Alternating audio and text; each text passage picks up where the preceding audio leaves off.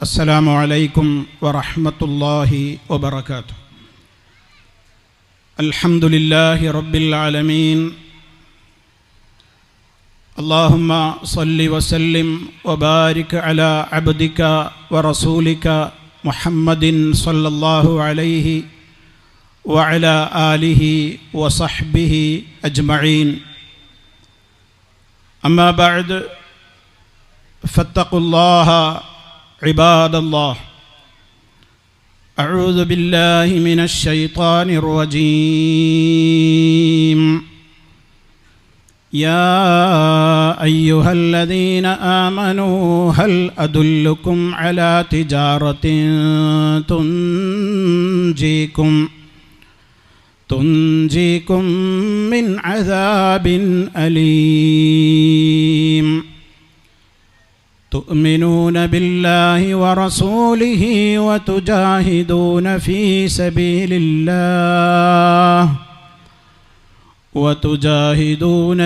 سبيل الله بأموالكم وأنفسكم ذلكم خير لكم إن كنتم تعلمون.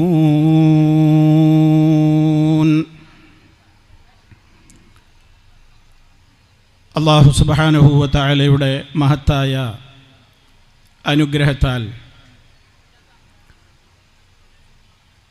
കാസർഗോഡ് ജില്ലയിലെ കാഞ്ഞങ്ങാട് നടക്കുന്ന ഈ മഹത്തായ ഫാമിലി കോൺഫറൻസ് അതിൻ്റെ ലക്ഷ്യം പൂർത്തീകരിച്ച് അതിൻ്റെ സമാപനത്തിലേക്ക് എത്തിയിരിക്കുകയാണ്.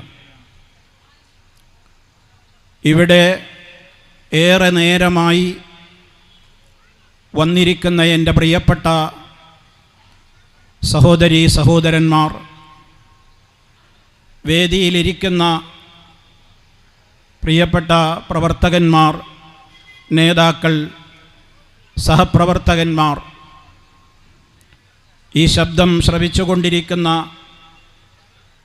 എല്ലാ സഹോദരങ്ങളും, അല്ലാഹു സുബ്ഹാനഹു വ തആല നമ്മുടെ ഈ കാത്തിരിപ്പും സംസാരവും ശ്രവിക്കലും എല്ലാം നമുക്ക് നാളെ പരലോകത്ത് ഉപകരിക്കുന്ന വിധത്തിൽ ഒരു സ്വാലിഹായ അമലായി ഖബൂൽ ചെയ്യുമാറാകട്ടെ. കേരളത്തിൻ്റെ വിവിധ ഭാഗങ്ങളിൽ മഹത്തായ ഈ കൂട്ടായ്മ അതിൻ്റെ പ്രബോധന പ്രവർത്തനങ്ങൾ നടത്തിക്കൊണ്ടിരിക്കുന്ന അതിൻ്റെ ഒരു ഭാഗമായുള്ള ഈ ഫാമിലി കോൺഫറൻസുകൾ ഇപ്പോൾ ഇതേ സമയത്ത് ആലുവയിലും നടന്നുകൊണ്ടിരിക്കുകയാണ്. വൈവിധ്യമാർന്ന വിഷയങ്ങൾ ചർച്ച ചെയ്തുകൊണ്ട് കുടുംബസമേതമാണ് അത് കേൾക്കുവാൻ ഓരോ മഹാസമ്മേളനങ്ങളിലും തടിച്ചുകൂടിക്കൊണ്ടിരിക്കുന്നത്. ഇവിടെ ഈ മഹത്തായ പ്രോഗ്രാമിൽ എത്തിച്ചേരണമെന്ന് ആഗ്രഹിച്ച ഒരുപാട് ആളുകൾ ഇവിടെ എത്താൻ സാധിക്കാത്തവരുണ്ട്.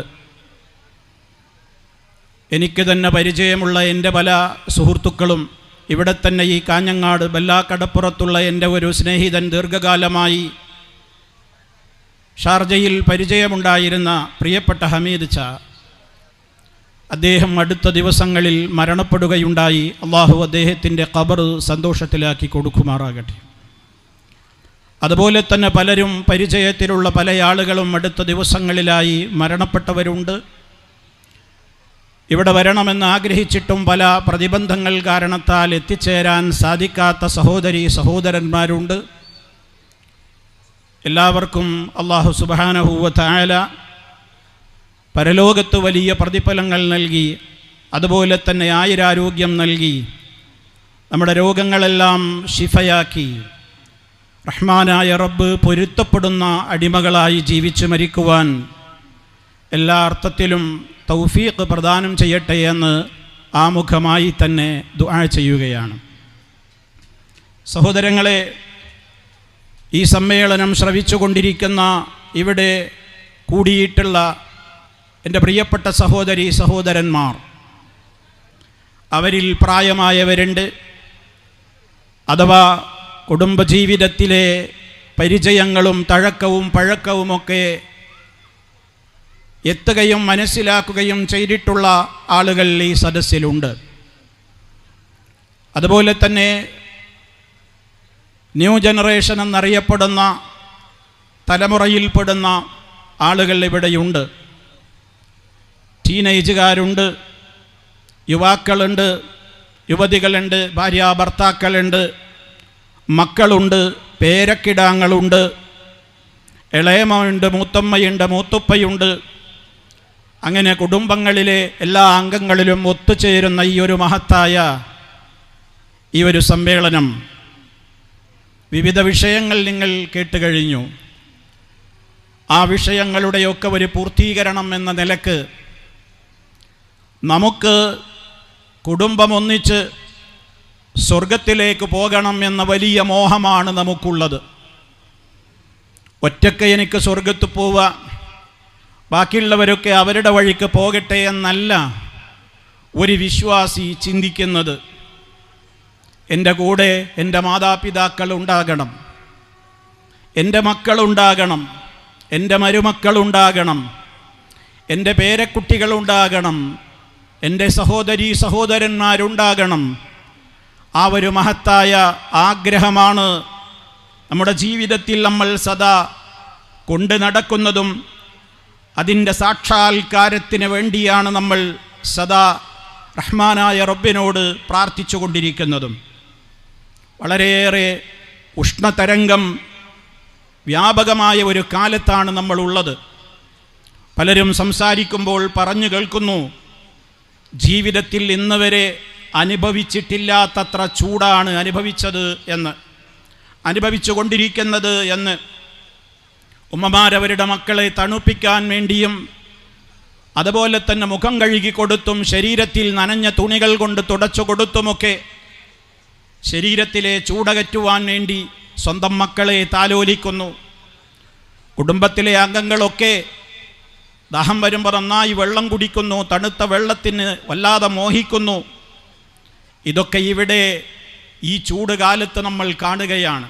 കയറി നിൽക്കാൻ ഒരു തണൽ കിട്ടിയെങ്കിൽ, ഒരു തണുത്ത കാറ്റ് വീശിയെങ്കിൽ എന്നാഗ്രഹിക്കാത്ത ആരാണ് ഈ അവസരത്തിലുള്ളത്? പ്രിയമുള്ളവരെ, ഇതൊക്കെ ദുന്യാവിൽ നമ്മൾ അനുഭവിക്കുന്ന കേവലം ചില കാര്യങ്ങളെങ്കിൽ, ഇവിടെ നമ്മൾ ഈ അനുഭവിച്ചു കൊണ്ടിരിക്കുന്ന ഈ വിയർപ്പും അതുപോലെ തന്നെ ഈ ചൂടിൻ്റെ കാഠിന്യവും ഇതൊക്കെ എത്ര നിസ്സാരമാണ്. അല്ലാഹു സുബ്ഹാനഹു വ തആല അവൻ്റെ റസൂലിലൂടെ പഠിപ്പിച്ചിരുന്നത് എന്താണ്? വളരെ ഗൗരവതരമായ ഒരു ലോകത്തേക്ക് നമുക്ക് പോകാനുണ്ട്. അവിടെ തണലുകളില്ല, സൗകര്യങ്ങളില്ല, ഒരുപാട് കൊല്ലം അവിടെ പോയി കാത്തു നിൽക്കണം വിധി എന്താണെന്നറിയാൻ. ആ സമയത്തൊരു തണൽ കിട്ടിയെങ്കിൽ, ഒരൽപ്പം വെള്ളം കിട്ടിയെങ്കിൽ, ഒരു കാറ്റുകൊണ്ടെങ്കിൽ എന്നൊക്കെ ആഗ്രഹിച്ചുകൊണ്ട് പോയി നിൽക്കുന്ന ഒരു ലോകമുണ്ടതാണ് മഹ്ശറ വൻസഭ. നമ്മുടെ ഈ ജീവിതം എത്രത്തോളം സത്യമാണോ അതിനേക്കാളപ്പുറം സത്യമായ ഒരു ലോകം, മരണത്തിൻ്റെ ശേഷം വരാനുള്ള ഒരു ലോകം. മരിക്കും മുതൽക്ക് മരണത്തിൻ്റെ നേരത്ത് തന്നെ കൃത്യമായി അതിൻ്റെ പല കാഴ്ചകളും കാണുന്ന കേൾക്കുന്ന ആ ഒരു പ്രത്യേകമായ ലോകം. അവിടെ കത്തിക്കപ്പെടുന്ന ഒരു തീയുണ്ട്, അത് ജഹന്നമാണ്. നബി സല്ലല്ലാഹു അലൈഹി വസല്ലം പറഞ്ഞതെന്താ? നിങ്ങൾ കത്തിക്കുന്ന തീയില്ലേ സഹോദരന്മാരെ, നാറുക്കും, നിങ്ങളുടെ ഈ ദുന്യാവിലുള്ള തീ അതേത് തീയാണ്?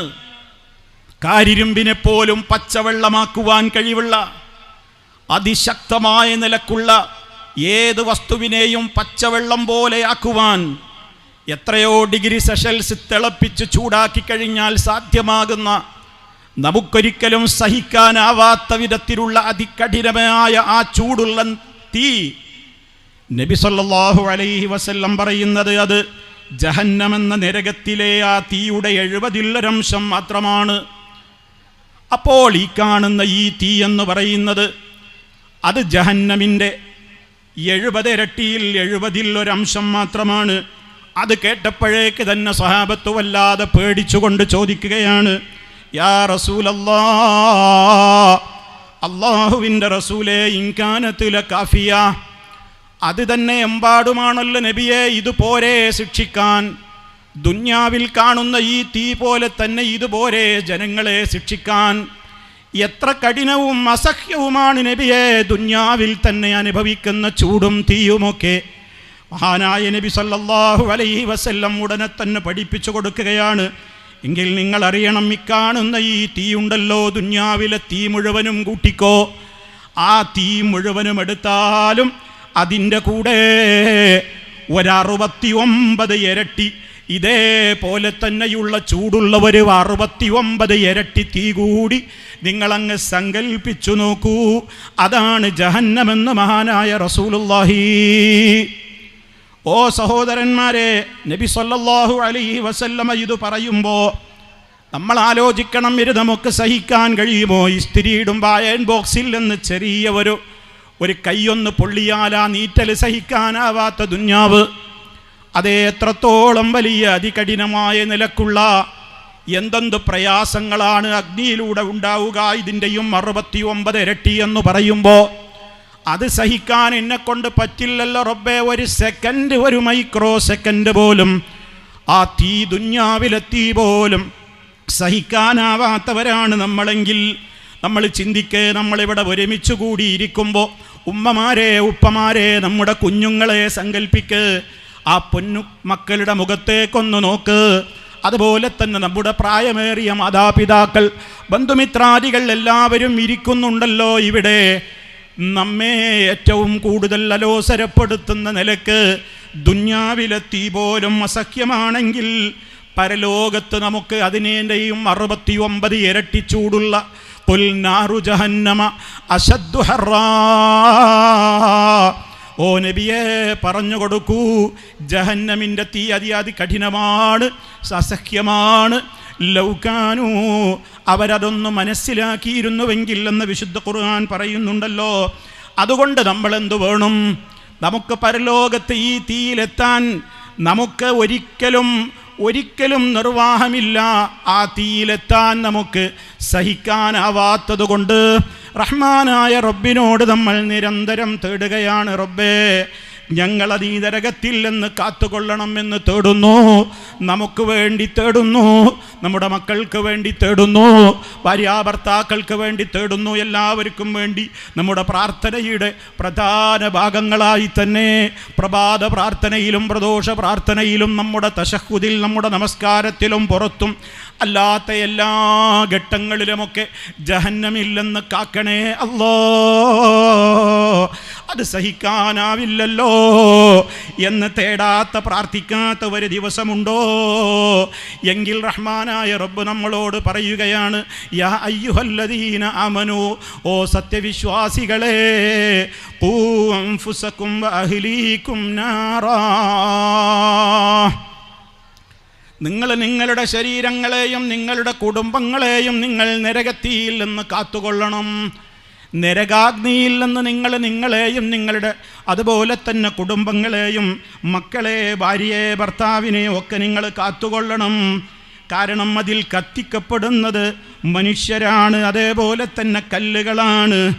അതിന് ഏൽപ്പിക്കപ്പെട്ടിട്ടുള്ള ഉത്തരവാദിത്തം ഏൽപ്പിക്കപ്പെട്ടിട്ടുള്ള മലായിക്കത്തുകൾ ആരുടെയെങ്കിലും നിലവിളി കേട്ടാൽ മനസ്സലിവുള്ളവരല്ല. അട്ടഹസിച്ചൊന്ന് കരഞ്ഞു പറഞ്ഞാൽ ഏതെങ്കിലും ഒരു സിമ്പതി തോന്നുന്ന, സഹതാപം തോന്നുന്ന പ്രകൃതക്കാരല്ല. അലൈഹാ മലായികത്തുൻ ഗിലാദുൻ ശിദാദ്, അതികഠിന മനസ്കരാണ്, ഒരു നിലക്കും ഒരു അനുകമ്പയും തോന്നാത്ത പ്രകൃതക്കാരാണ് എന്ന് അള്ളാഹു പറയുമ്പോൾ, ഇതെൻ്റെ പ്രിയപ്പെട്ടവരെ ഞാനും നിങ്ങളും ഗൗരവത്തോടുകൂടെ മനസ്സിലാക്കണം. എങ്കിൽ ഇത്രത്തോളം ഗുരുതരമായ ഈ ശിക്ഷയിൽ നിന്ന് രക്ഷ തേടണമെങ്കിൽ നമ്മൾ അള്ളാഹുവിനോട് നമ്മൾ പ്രാർത്ഥിക്കുന്നുണ്ടല്ലേ? ആ പ്രാർത്ഥന കൊണ്ട് മാത്രം കാര്യമായോ? ഏത് കാര്യത്തിന് വേണ്ടി നമ്മൾ അള്ളാഹുവിനോട് മനമുരുകി സദാ തേടിക്കൊണ്ടിരിക്കുന്നുണ്ടോ, ആ തേട്ടം അർത്ഥവത്തായി മാറണമെങ്കിൽ ആ തേട്ടത്തിനനുസരിച്ചുള്ള പ്രവൃത്തി നമ്മുടെ ജീവിതത്തിൽ വേണം. അതില്ലാതെ എന്ത് പ്രയോജനമാണുള്ളത്?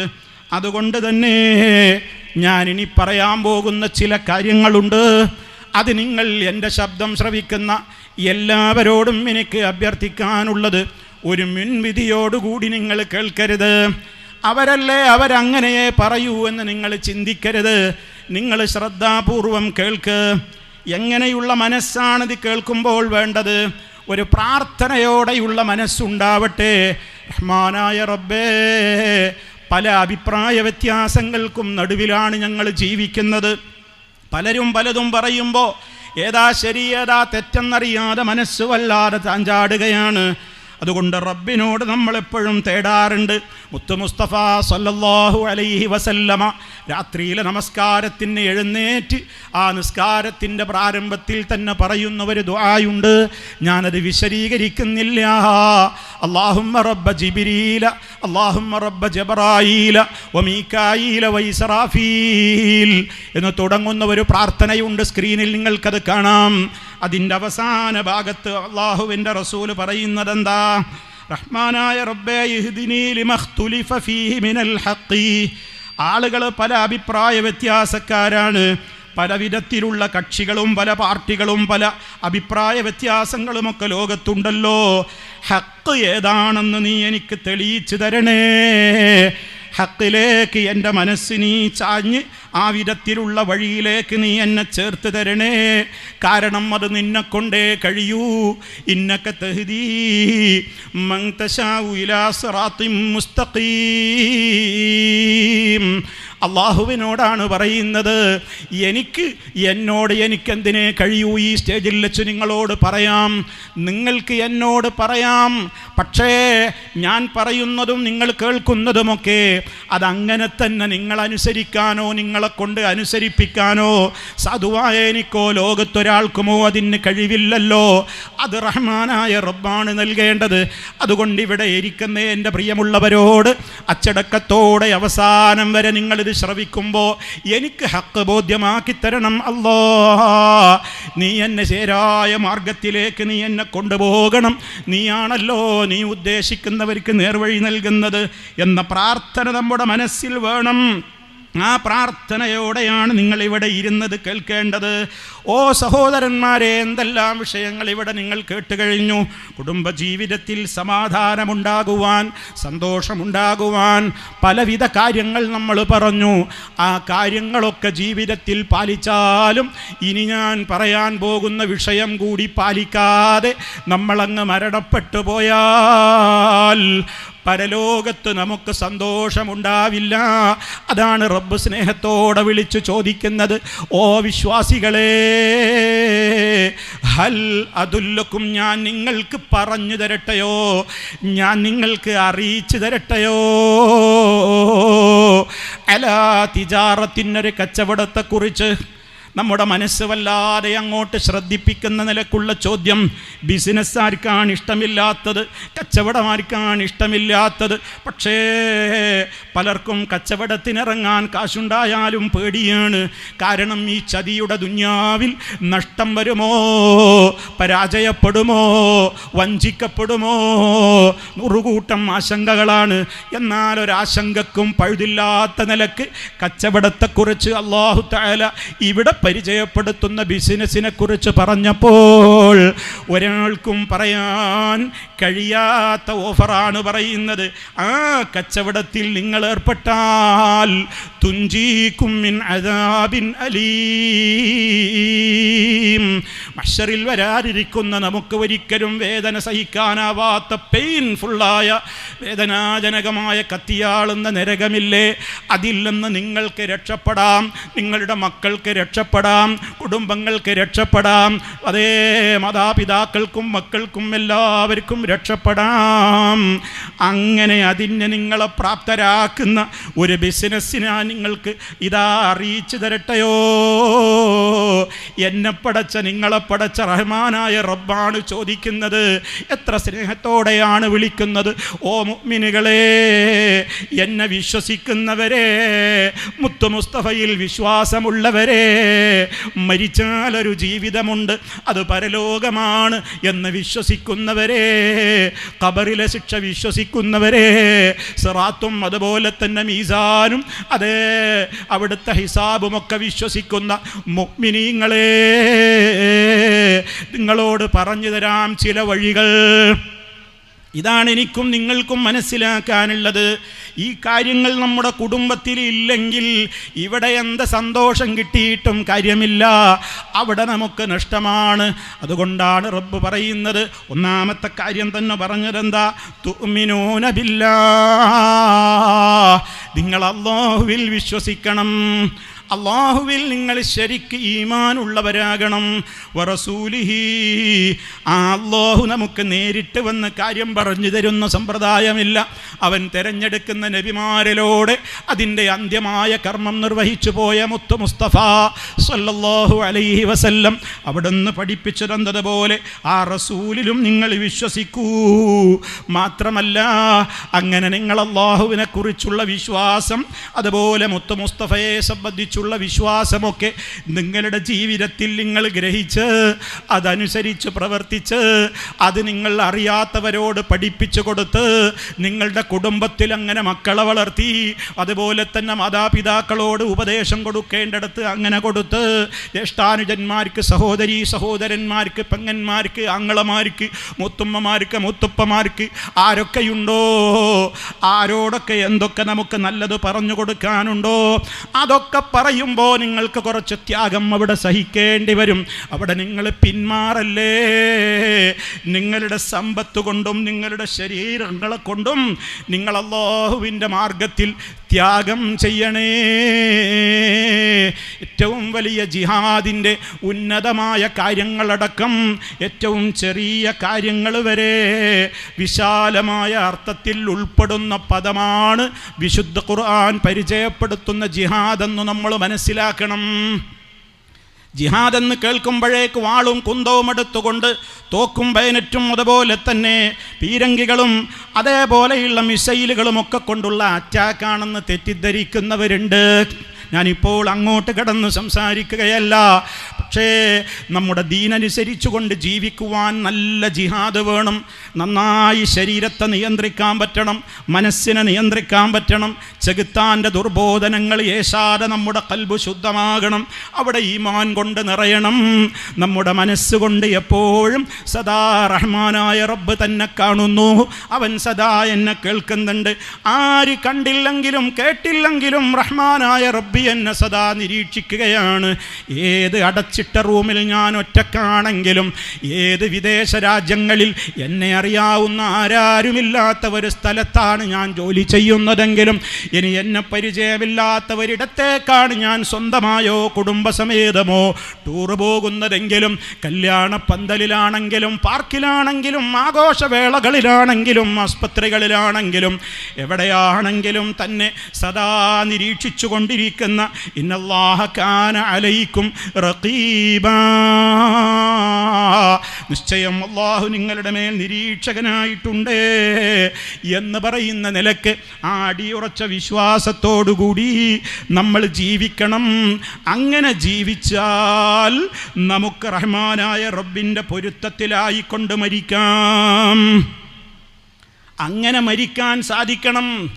അതിന് അല്ലാഹുവിലും അവൻ്റെ റസൂലിലുമുള്ള വിശ്വാസമാണ് ക്ലിയറാവേണ്ടത്. അത് ശരിയാവാതെ നമ്മുടെ നിസ്കാരം ആർക്ക് വേണം? നമ്മുടെ സക്കാത്ത് കൊണ്ടെന്ത് പ്രയോജനം? ഹജ്ജ് കൊണ്ടെന്ത് പ്രയോജനം? സദഖ കൊണ്ടെന്ത് പ്രയോജനം? ദിക്ർ സ്വലാത്ത് കൊണ്ടെന്ത് പ്രയോജനം? ഒന്നുകൊണ്ടും ഒരു പ്രയോജനവുമില്ല. കാരണം എന്താ? ഏത് കർമ്മം ചെയ്തിട്ടും കാര്യമില്ല. ആ കർമ്മം പൊളിഞ്ഞു പോകുന്ന കാര്യങ്ങളെക്കുറിച്ച് നമുക്ക് മുൻകരുതലുകളില്ലെങ്കിൽ നമ്മുടെ വീടുകളിലതാ നമ്മൾ ടാങ്കുകളിലേക്ക് നമ്മൾ വെള്ളമടിച്ച് കയറ്റുന്നു, മോട്ടോർ പമ്പുകളിലൂടെ അതേ അങ്ങനെ നമ്മൾ കുടിക്കാനും കുളിക്കാനും ഭക്ഷണം പാകം ചെയ്യാനുമൊക്കെ ഉപയോഗപ്പെടുത്തുന്ന നമ്മളുടെ ആ ടാങ്കിലേക്ക് അടിച്ചു കയറ്റുന്ന വെള്ളം പെട്ടെന്നതാ തീർന്നു പോകുന്നു എന്ന് കാണുമ്പോൾ കുടുംബങ്ങളതാ ബേജാറാവുകയാണ്. ഇപ്പം 10 മിനിറ്റായിട്ടല്ലേ ഞാൻ ഫുൾ ടാങ്ക് വെള്ളം അടിച്ചിട്ടുള്ളൂ, എവിടെ പോയി ഈ വെള്ളം? ഇത്രത്തോളം വെള്ളത്തിന് ക്ഷാമമുള്ള ഈ ഒരു കാലത്ത് എവിടെ പോകുന്നു ഈ വെള്ളം എന്ന് അവസാനം പലയിടത്തും പോയി പരിശോധിച്ച് നോക്കുമ്പോഴാണ് ശ്രദ്ധിക്കാതെ ഒരിടത്തിങ്ങനെ ലീക്ക് വരുന്നുണ്ട്. ആ ലീക്കിലൂടെ നമ്മൾ കാണാത്ത സ്ഥലത്തുകൂടെ വെള്ളമങ്ങ് പൊഴുകിപ്പോകുന്നുണ്ട്. അതേ അടിച്ചു കയറ്റി പൂർണ്ണമായ ടാങ്കിലെ വെള്ളം കാണാനില്ല, നമുക്ക് ഉപയോഗപ്പെടാനാവാതെ അത് വേറൊരു വഴിക്ക് ചോർന്നു പോകുന്നുണ്ട്. ആ ചോർച്ചയടക്കാതെ ആ ചോരുന്ന കാര്യത്തിന് എന്താണ് കാരണമെന്ന് കണ്ടെത്തിയിട്ട് അത് പരിഹരിക്കാതെ നിങ്ങൾ എത്ര ടാങ്ക് വെള്ളം അടിച്ചു കയറ്റിയാലും നിങ്ങൾക്കത് പ്രയോജനപ്പെടൂല. ഇത് നമ്മളൊക്കെ കുടുംബത്തിൽ അനുഭവിക്കുന്ന കാര്യമല്ലേ? എങ്കിൽ പ്രിയപ്പെട്ട സഹോദരങ്ങളെ, റഹ്മാനായ റബ്ബിൻ്റെ കോടതിയിൽ പോയി നിൽക്കുകയാണ്. വകുല്ലുഹും ആതീഹി യൗമൽ ഖിയാമത്തി ഫർദാ. അവിടെ ആരും നമുക്ക് സഹായത്തിനില്ല. ബാപ്പക്ക് മക്കൾ വേണ്ട, മക്കൾക്ക് ബാപ്പ വേണ്ട, ഉമ്മ വേണ്ട, ഭാര്യക്ക് ഭർത്താവിനെ വേണ്ട, ഭർത്താവിന് ഭാര്യയെ വേണ്ട, ആർക്കും ആരെയും വേണ്ട. നഫ്സി നഫ്സി, എൻ്റെ തടി ഒന്ന് നരകത്തുനിന്ന് രക്ഷപ്പെടണം, അതിന് ഞാൻ എന്താ വേണ്ടതെന്ന് മോഹിച്ചുകൊണ്ട് നിൽക്കുന്ന ലോകത്ത് എത്തുമ്പോൾ വലിയ പ്രതീക്ഷയോടെ പോയി നിന്നതാണ്. പക്ഷേ വിചാരണയുടെ നേരത്ത് ഏട് കയ്യിൽ കിട്ടിയപ്പോ, പുസ്തകം കയ്യിൽ കിട്ടിയപ്പോ ചെയ്തു പോയ കർമ്മങ്ങളൊന്നും കാണാനില്ല, എല്ലാം നശിച്ചു പോയിരിക്കുന്നു. എവിടെ പോയി ഇതിൻ്റെ പ്രതിഫലമൊക്കെ? എന്തേ കാരണം? നമ്മളൊക്കെ ഒരുപാട് ചെയ്തു എന്നാ നമ്മൾ വിചാരിക്കുന്നത്. ഓ സഹോദരന്മാരെ, ആ കർമ്മങ്ങൾ റബ്ബിൻ്റെ അടുക്കൽ അങ്ങ് കബൂലാകണമെങ്കിൽ അതിന് റബ്ബ് നിശ്ചയിച്ച ചില ഉപാധികളുണ്ട്, കണ്ടീഷനുകളുണ്ട്. കർമ്മങ്ങൾ ചോർന്നു പോകാതിരിക്കാൻ ഏറ്റവും ശ്രദ്ധിക്കേണ്ടുന്ന സൂക്ഷ്മതയാണ് യാ ബുനയ്യ ലാ തുശ്രിക് ബില്ലാഹ്. ഖുർആനിലതാ ചരിത്രത്തിൽ ഒരു പ്രിയപ്പെട്ട പിതാവിനെ പരിചയപ്പെടുത്തുന്നു. ആ പേരിൽ തന്നെ ഒരു സൂറത്തുണ്ട്, സൂറത്തു ലുഖ്മാൻ. ആ ലുഖ്മാൻ എന്ന പിതാവ് ഉപ്പ തൻ്റെ പൊന്നുമോനോട് സ്നേഹത്തോടെ ഉപദേശം കൊടുക്കുകയാണ്. യാ ബുനയ്യ, എൻ്റെ കുഞ്ഞുമോനെ, ലാ തുശ്രിക് ബില്ലാഹ്, നീ അല്ലാഹുവിൽ പങ്കു ചേർക്കരുത് മോനെ. അത് കടുത്ത അക്രമമാണ്. ശിർക്ക് ചെയ്ത് കഴിഞ്ഞാൽ എന്തുണ്ടായിട്ടും കാര്യമില്ല, എല്ലാം പൊളിഞ്ഞു പോകും. മഹാന്മാരായ പ്രവാചകന്മാരെക്കാൾ ഉത്തമന്മാർ ലോകത്ത് വന്നിട്ടുണ്ടോ? ഇനി ഖിയാമത്ത് നാൾ വരെ അവരെ പോലെ ഉള്ള ഒരു മഹാന്മാർ ഇനി വരാനുണ്ടോ? ഇല്ല എന്നുറപ്പല്ലേ. പക്ഷേ ആ നേതാക്കളോട് പോലും അള്ളാഹു പറഞ്ഞതെന്താ വിഷയത്തിൻ്റെ ഗൗരവം? നിങ്ങളെങ്ങാനും ശിർക്ക് ചെയ്താൽ എൻ്റെ അമലൊക്കെ പൊളിഞ്ഞു പോകും, പരലോകത്ത് നഷ്ടപ്പെടുമെന്ന് മുത്തു മുസ്തഫയെ അടക്കമുള്ള സകല അമ്പിയാക്കളോടും പറഞ്ഞെങ്കിൽ അവരൊന്നും ശിർക്ക് ചെയ്യുമെന്ന് വിചാരിച്ചുകൊണ്ടല്ല. കാരണം അവരൊന്നും നമ്മെപ്പോലെയല്ല, നമുക്കൊന്നും റബ്ബിൻ്റെ പ്രത്യേകമായ കാവല് കിട്ടുന്നവരല്ല, നമ്മളാരും മഅ്സൂമുകളല്ല. അതേ അവസരത്തിൽ അമ്പിയാക്കന്മാർ അവർ മഅ്സൂമുകളാണ്. അവരിൽ നിന്ന് വൻപാപങ്ങൾ വരാതെ റഹ്മാനായ റബ്ബിൻ്റെ പ്രൊട്ടക്ഷൻ കിട്ടുന്ന, കാവല് കിട്ടുന്ന ആളുകളാണവരൊക്കെ. പക്ഷേ അവരായാലും ശരി, വന്നുപോയാൽ നഷ്ടമാണെന്ന് ലോകത്തെ പഠിപ്പിക്കുന്നു. റഹ്മാനായ റബ്ബുൽ ആലമീൻ അത് പഠിപ്പിക്കുന്നത് സാധുക്കളായ നമ്മൾ ശരിക്കും സൂക്ഷ്മതയോടെ ജീവിക്കാനാണ്. അതുകൊണ്ട് പ്രിയമുള്ളവരെ, അള്ളാഹുവിലുള്ള വിശ്വാസത്തിൽ ശിർക്ക് കലരാതെ ജീവിച്ചാലേ അവിടെ നമുക്ക് കുടുംബസമേതം സ്വർഗത്തിൽ നിർഭയത്വത്തോടെ കടക്കാൻ പറ്റുകയുള്ളൂ. അല്ലദീന ആമനൂ, യഥാർത്ഥത്തിൽ വിശ്വാസം സ്വീകരിച്ച ആളുകൾ, വലം യൽബിസൂ ഈമാനഹും ബിളുൽമിൻ, അവരുടെ ഈമാനിൽ അല്പം പോലും ളുൽമ കലർന്നിട്ടില്ല, ശിർക്ക് കലർന്നിട്ടില്ല, കുഫ്ർ കലർന്നിട്ടില്ല. അങ്ങനെ അങ്ങ് മരിച്ചുപോയ ആളുകൾ ആരാണോ, ഉലായിക ലഹുമുൽ അംനു, അവർക്കാണ് നിർഭയത്വമുള്ളത്, അവർക്കാണ് രണ്ട് ലോകത്തും നിർഭയത്വവും, അവരാണ് സന്മാർഗം കിട്ടിയിട്ടുള്ള മഹാന്മാരെന്ന് എന്ന് റഹ്മാനായ റബ്ബ് പറയുമ്പോൾ വളരെ ഗൗരവത്തോടെ എൻ്റെ ശബ്ദം ശ്രവിക്കുന്ന ഓരോ കുടുംബത്തിലെ നാഥന്മാരും കുടുംബാംഗങ്ങളൊക്കെ ഇവിടെയുണ്ടല്ലോ. നിങ്ങൾ ചിന്തിക്കുക, ഞാൻ നേതൃത്വം കൊടുക്കുന്ന എൻ്റെ വീട്, ഞാൻ താമസിക്കുന്ന എൻ്റെ വീട്, എൻ്റെ വീട്ടിലെ എൻ്റെ ഭാര്യ, എൻ്റെ മക്കൾ, എൻ്റെ ബന്ധപ്പെട്ടവർ, ആ ഒരു 4 ചുമരുകൾക്കകത്ത് തൻ്റെ കുടുംബത്തിൽ തൻ്റേതായ ചെലവിൽ ജീവിക്കുന്ന, താനേറെ സ്നേഹിക്കുന്ന, കാല് വളരുന്നു കൈ വളരുന്നു എന്ന് നോക്കി വളർത്തി വലുതാക്കിയ തൻ്റെ മക്കൾ, അതേപോലെ തന്നെ ഏറ്റവും സ്നേഹത്തോടെ ജീവിക്കുന്ന ഭാര്യാഭർത്താക്കൾ, അതേ ഏറ്റവും വലിയ പരിലാളനകളും ലാളനകളും നൽകിക്കൊണ്ട് നമ്മൾ പരിചരിക്കുന്ന നമ്മുടെ പ്രായമായ മാതാപിതാക്കൾ ആരാവട്ടെ, ഒന്ന് പരിശോധിക്ക്. ഈ നമ്മുടെ കർമ്മങ്ങളെ ചോർത്തിക്കളയുന്ന വല്ല പിശകുകളും നമ്മുടെ ജീവിതത്തിലുണ്ടോ? നിങ്ങൾ നോക്ക്, ധാരാളം ആളുകൾ റബ്ബല്ലാത്തവരെ വിളിച്ചു പ്രാർത്ഥിച്ചു കൊണ്ടിരിക്കുകയാണ്. റബ്ബല്ലാത്തവരെ വിളിച്ചു പ്രാർത്ഥിച്ചു കൊണ്ടിരിക്കുന്ന ഒരവസ്ഥ ഇത് നമുക്ക് എങ്ങനെയെങ്കിലും അംഗീകരിക്കാൻ കഴിയുമോ? നിങ്ങൾ നോക്കൂ, മഹാന്മാരായ പ്രവാചകന്മാരഖിലം തേടിയത് ആരോടാണ്? അള്ളാഹുവിനോടല്ലാത്തവർ ദുആ പരിശുദ്ധ ഖുർആനിൽ മുഴുവൻ തെരഞ്ഞു നോക്കൂ, നമുക്ക് കാണാനാവില്ലല്ലോ. ആദം അലൈഹിസ്സലാത്തു വസ്സലാം, അതല്ലേ ഒന്നാമത്തെ പുരുഷൻ മനുഷ്യൻ, അവരുടേതായ ഭാര്യ ഹവ്വാ റളിയല്ലാഹു അൻഹാ, അതല്ലേ പ്രഥമ വനിത.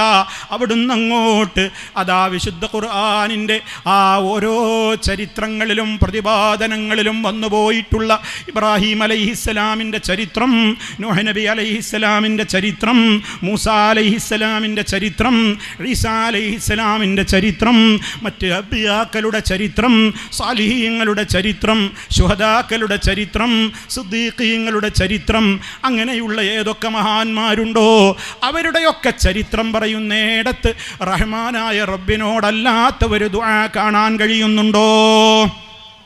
കാണാൻ കഴിയൂല. റബ്ബിനോട് മാത്രമാണ് അവരൊക്കെ പ്രാർത്ഥിച്ചത് സഹോദരങ്ങളെ. ഇനി നമ്മുടെ നിത്യജീവിതത്തിൽ നമ്മൾ ഉണരുന്നത് മുതൽക്ക് ഉറങ്ങും വരെ എന്തൊക്കെ ദിക്ർ ചൊല്ലാനുണ്ട്, എത്ര ദുആ ഇരക്കാനുണ്ട്. ആ ദിക്റുകളിലോ ദുആകളിലോ അല്ലാഹുവിനോടല്ലാത്ത ഒരു ദുആ നമുക്ക് കാണാൻ കഴിയുമോ? എങ്കിൽ കാര്യം വളരെ വ്യക്തമല്ലേ. എന്തിനാ പിന്നെ ഈ അഭിപ്രായ വ്യത്യാസം? അതുകൊണ്ട് പ്രാർത്ഥനകൾ അഖിലം റഹ്മാനായ റബ്ബ് സുബ്ഹാനഹു വ തആലയോട് മാത്രമാണ് നമ്മൾ നിർവഹിക്കേണ്ടത്. നമുക്ക് ദുനിയാവിൽ പലരുമായും സഹായങ്ങളും സഹകരണങ്ങളും ഇല്ലാതെ ജീവിക്കാനാവില്ല. എനിക്കൊരു 100 രൂപയുടെ കടം ആവശ്യമെന്നാൽ ഉള്ള ഒരാളോട് ഞാൻ തേടാറുണ്ട്, സഹായം തേടാറുണ്ട്. അതിവിടെ ജീവിച്ചിരിക്കുന്ന ആളുകളോട്, നമ്മൾ കാണുന്ന നമ്മൾ അറിയുന്ന ആളുകളോട് നമ്മളങ്ങനെ നമ്മുടേതായ ചില കാര്യങ്ങൾ നേടാൻ വേണ്ടി ജീവിതം അങ്ങനെയാണ്. അങ്ങനെ തന്നെയാണ് നമ്മൾ ജീവിക്കേണ്ടതും. ഒരു കൂട്ടമായ ജീവിതത്തിൽ അങ്ങനെ തന്നെയാണ്. പക്ഷേ അതൊക്കെ നമുക്ക് പരസ്പരം കാണാനും അറിയാനുമൊക്കെ കഴിയാവുന്ന ആളുകളോടാണ്. അതേ അവസരത്തിൽ ഒരു വ്യക്തി മരണപ്പെട്ടു പോയാൽ അതേ നമ്മുടെ ഏതൊരു വിഷയങ്ങളും തന്നെ നമ്മുടെ കാര്യകാരണ ബന്ധങ്ങൾക്കപ്പുറത്തുള്ള വിഷയത്തിൽ റബ്ബിനോടല്ലാതെ ഒരു പടപ്പിനോടും നമ്മൾ പ്രാർത്ഥിച്ചിട്ട് പ്രയോജനമില്ല. അത് കേൾക്കാനോ ഉത്തരം ചെയ്യാനോ അവരെ കൊണ്ട് സാധ്യമേ അല്ല. അങ്ങനെ കാര്യകാരണ ബന്ധങ്ങൾക്കപ്പുറത്തുള്ള ഏതൊരു വിഷയമാകട്ടെ അത് റഹ്മാനായ റബ്ബിലേക്ക് മാത്രം തിരിച്ചുവിടണം. കാരണം അത് പ്രാർത്ഥനയാണ്. പ്രാർത്ഥന റബ്ബിനോട് മാത്രമേ നമുക്കുണ്ടാകാവൂ. നമ്മളെപ്പോഴും കേൾക്കുന്ന വിഷയങ്ങളാണ്. അതുകൊണ്ട് തന്നെ ഈ ഒരു വിഷയത്തിൽ എൻ്റെ കുടുംബത്തിൽ എവിടെയെങ്കിലും വല്ല പാളിച്ചകളും വരുന്നുണ്ടോ? പ്രയാസം വരുമ്പോൾ ബദരീങ്ങളെ കാക്കണേ എന്ന് പറയുന്ന ആളുകൾ എൻ്റെ വീട്ടിലുണ്ടോ? മുഹീദ്ദീൻ ശൈഖേ മമ്പുറത്തെ തങ്ങളെ കാക്കണേ, ഉള്ളാൾ തങ്ങളെ കാക്കണേ എന്ന് പറയുന്ന അങ്ങനെ പലരും പലരെയും വിളിച്ച് തേടുന്ന പ്രാർത്ഥിച്ചു കൊണ്ടിരിക്കുന്ന ഈ ഒരു ദുരന്തം നമ്മുടെ പരിചയത്തിലുണ്ടോ? അതേ, അവരൊക്കെ എന്ത് വിശ്വാസത്തിലാണ് അവരോട് വിളിച്ച് തേടുന്നത്? റബ്ബിനോട് നമ്മൾ തേടുമ്പോഴുള്ള അതേ വിശ്വാസമാണ് ഇവരോടൊക്കെ വിളിച്ച് തേടുമ്പോഴും ഇവർക്കുമുള്ളത്. എവിടെ നിന്ന് വിളിച്ചാലും എൻ്റെ റബ്ബ് കേൾക്കും. ഇതല്ലേ നമ്മുടെ വിശ്വാസം. ഞാൻ എവിടെയാണെങ്കിലും എൻ്റെ റബ്ബ് എന്നെ എപ്പോഴും കാണും, എപ്പോഴും എൻ്റെ ശബ്ദം കേൾക്കും. എൻ്റെ മനസ്സുപോലും കൃത്യമായി അറിയാം. ഞാൻ എന്ത് ചോദിച്ചാലും എവിടെയാണെങ്കിലും ഉത്തരം ചെയ്യാൻ എൻ്റെ റബ്ബിന് കഴിയും. ഏത് വിഷയം ചോദിച്ചാലും അതൊക്കെ തരാൻ മാത്രം എൻ്റെ റബ്ബിൻ്റെ ഖജനാവ് വിശാലമാണ്. എന്തും തരാൻ ഏത് സമയത്ത് 1000 ആളുകൾ 1000 ആവശ്യത്തിന് വേണ്ടി 1000 ഭാഷകളിൽ 1000 സ്ഥലങ്ങളിൽ വെച്ച് തേടിയാലും അതൊക്കെ വേറെ വേറെ വേറെ വേറെ കേട്ട് മനസ്സിലാക്കി ഓരോരുത്തരുടെയും ആവശ്യങ്ങൾ എന്താണ് ചോദിക്കുന്നതെന്ന് കൃത്യമായി അറിഞ്ഞും കേട്ടും കണ്ടും അതേപോലെ തന്നെ അതിന് ഉത്തരം നൽകാൻ കഴിവും ശക്തിയുമുള്ളവൻ അല്ലാഹു റബ്ബുൽ ആലമീൻ. അവനല്ലാത്ത മറ്റൊരാളുമില്ല. ഇത് അടിയുറച്ച് വിശ്വസിക്കണം. ആ വിശ്വാസത്തിന് തകരാറ് വരുന്ന നിലക്ക് ഞാൻ എവിടെ നിന്ന് വിളിച്ചാലും എൻ്റെ വിളി ഇന്ന ശൈഖ് കേൾക്കും, ഇന്നയാൾ എല്ലാം കാണും എല്ലാം കേൾക്കും, എവിടെയാണെങ്കിലും വിളിച്ചാൽ വിളിപ്പുറത്ത് വരുമെന്ന് വിശ്വസിക്കുന്ന അതേ എത്ര ഗുരുതരമായ കാര്യമാണ് ചിന്തിച്ചു നോക്ക്. അതേ നിങ്ങൾ മടവൂരിലുള്ള ആ മടവൂർക്കാരനെ സംബന്ധിച്ച് നമ്മൾ കേൾക്കാറുണ്ട്. CM മടവൂർ എന്ന് പറയുന്ന വ്യക്തി, അയാളാണ് ലോകം നിയന്ത്രിക്കുന്നതെന്ന് വിശ്വസിക്കുകയാണ്. ഞാൻ ിക്കുന്നില്ല.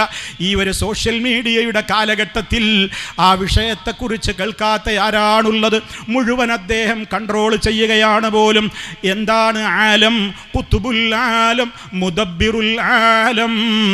ആലം എന്ന് പറഞ്ഞാൽ അല്ലാഹയല്ലാത്ത മുഴുവനും പറയുന്ന പേരാണ്. അല്ലാഹു ഒഴികെയുള്ള എല്ലാത്തിനും പറയുന്ന പ്രയോഗമാണ് അൽ ആലം.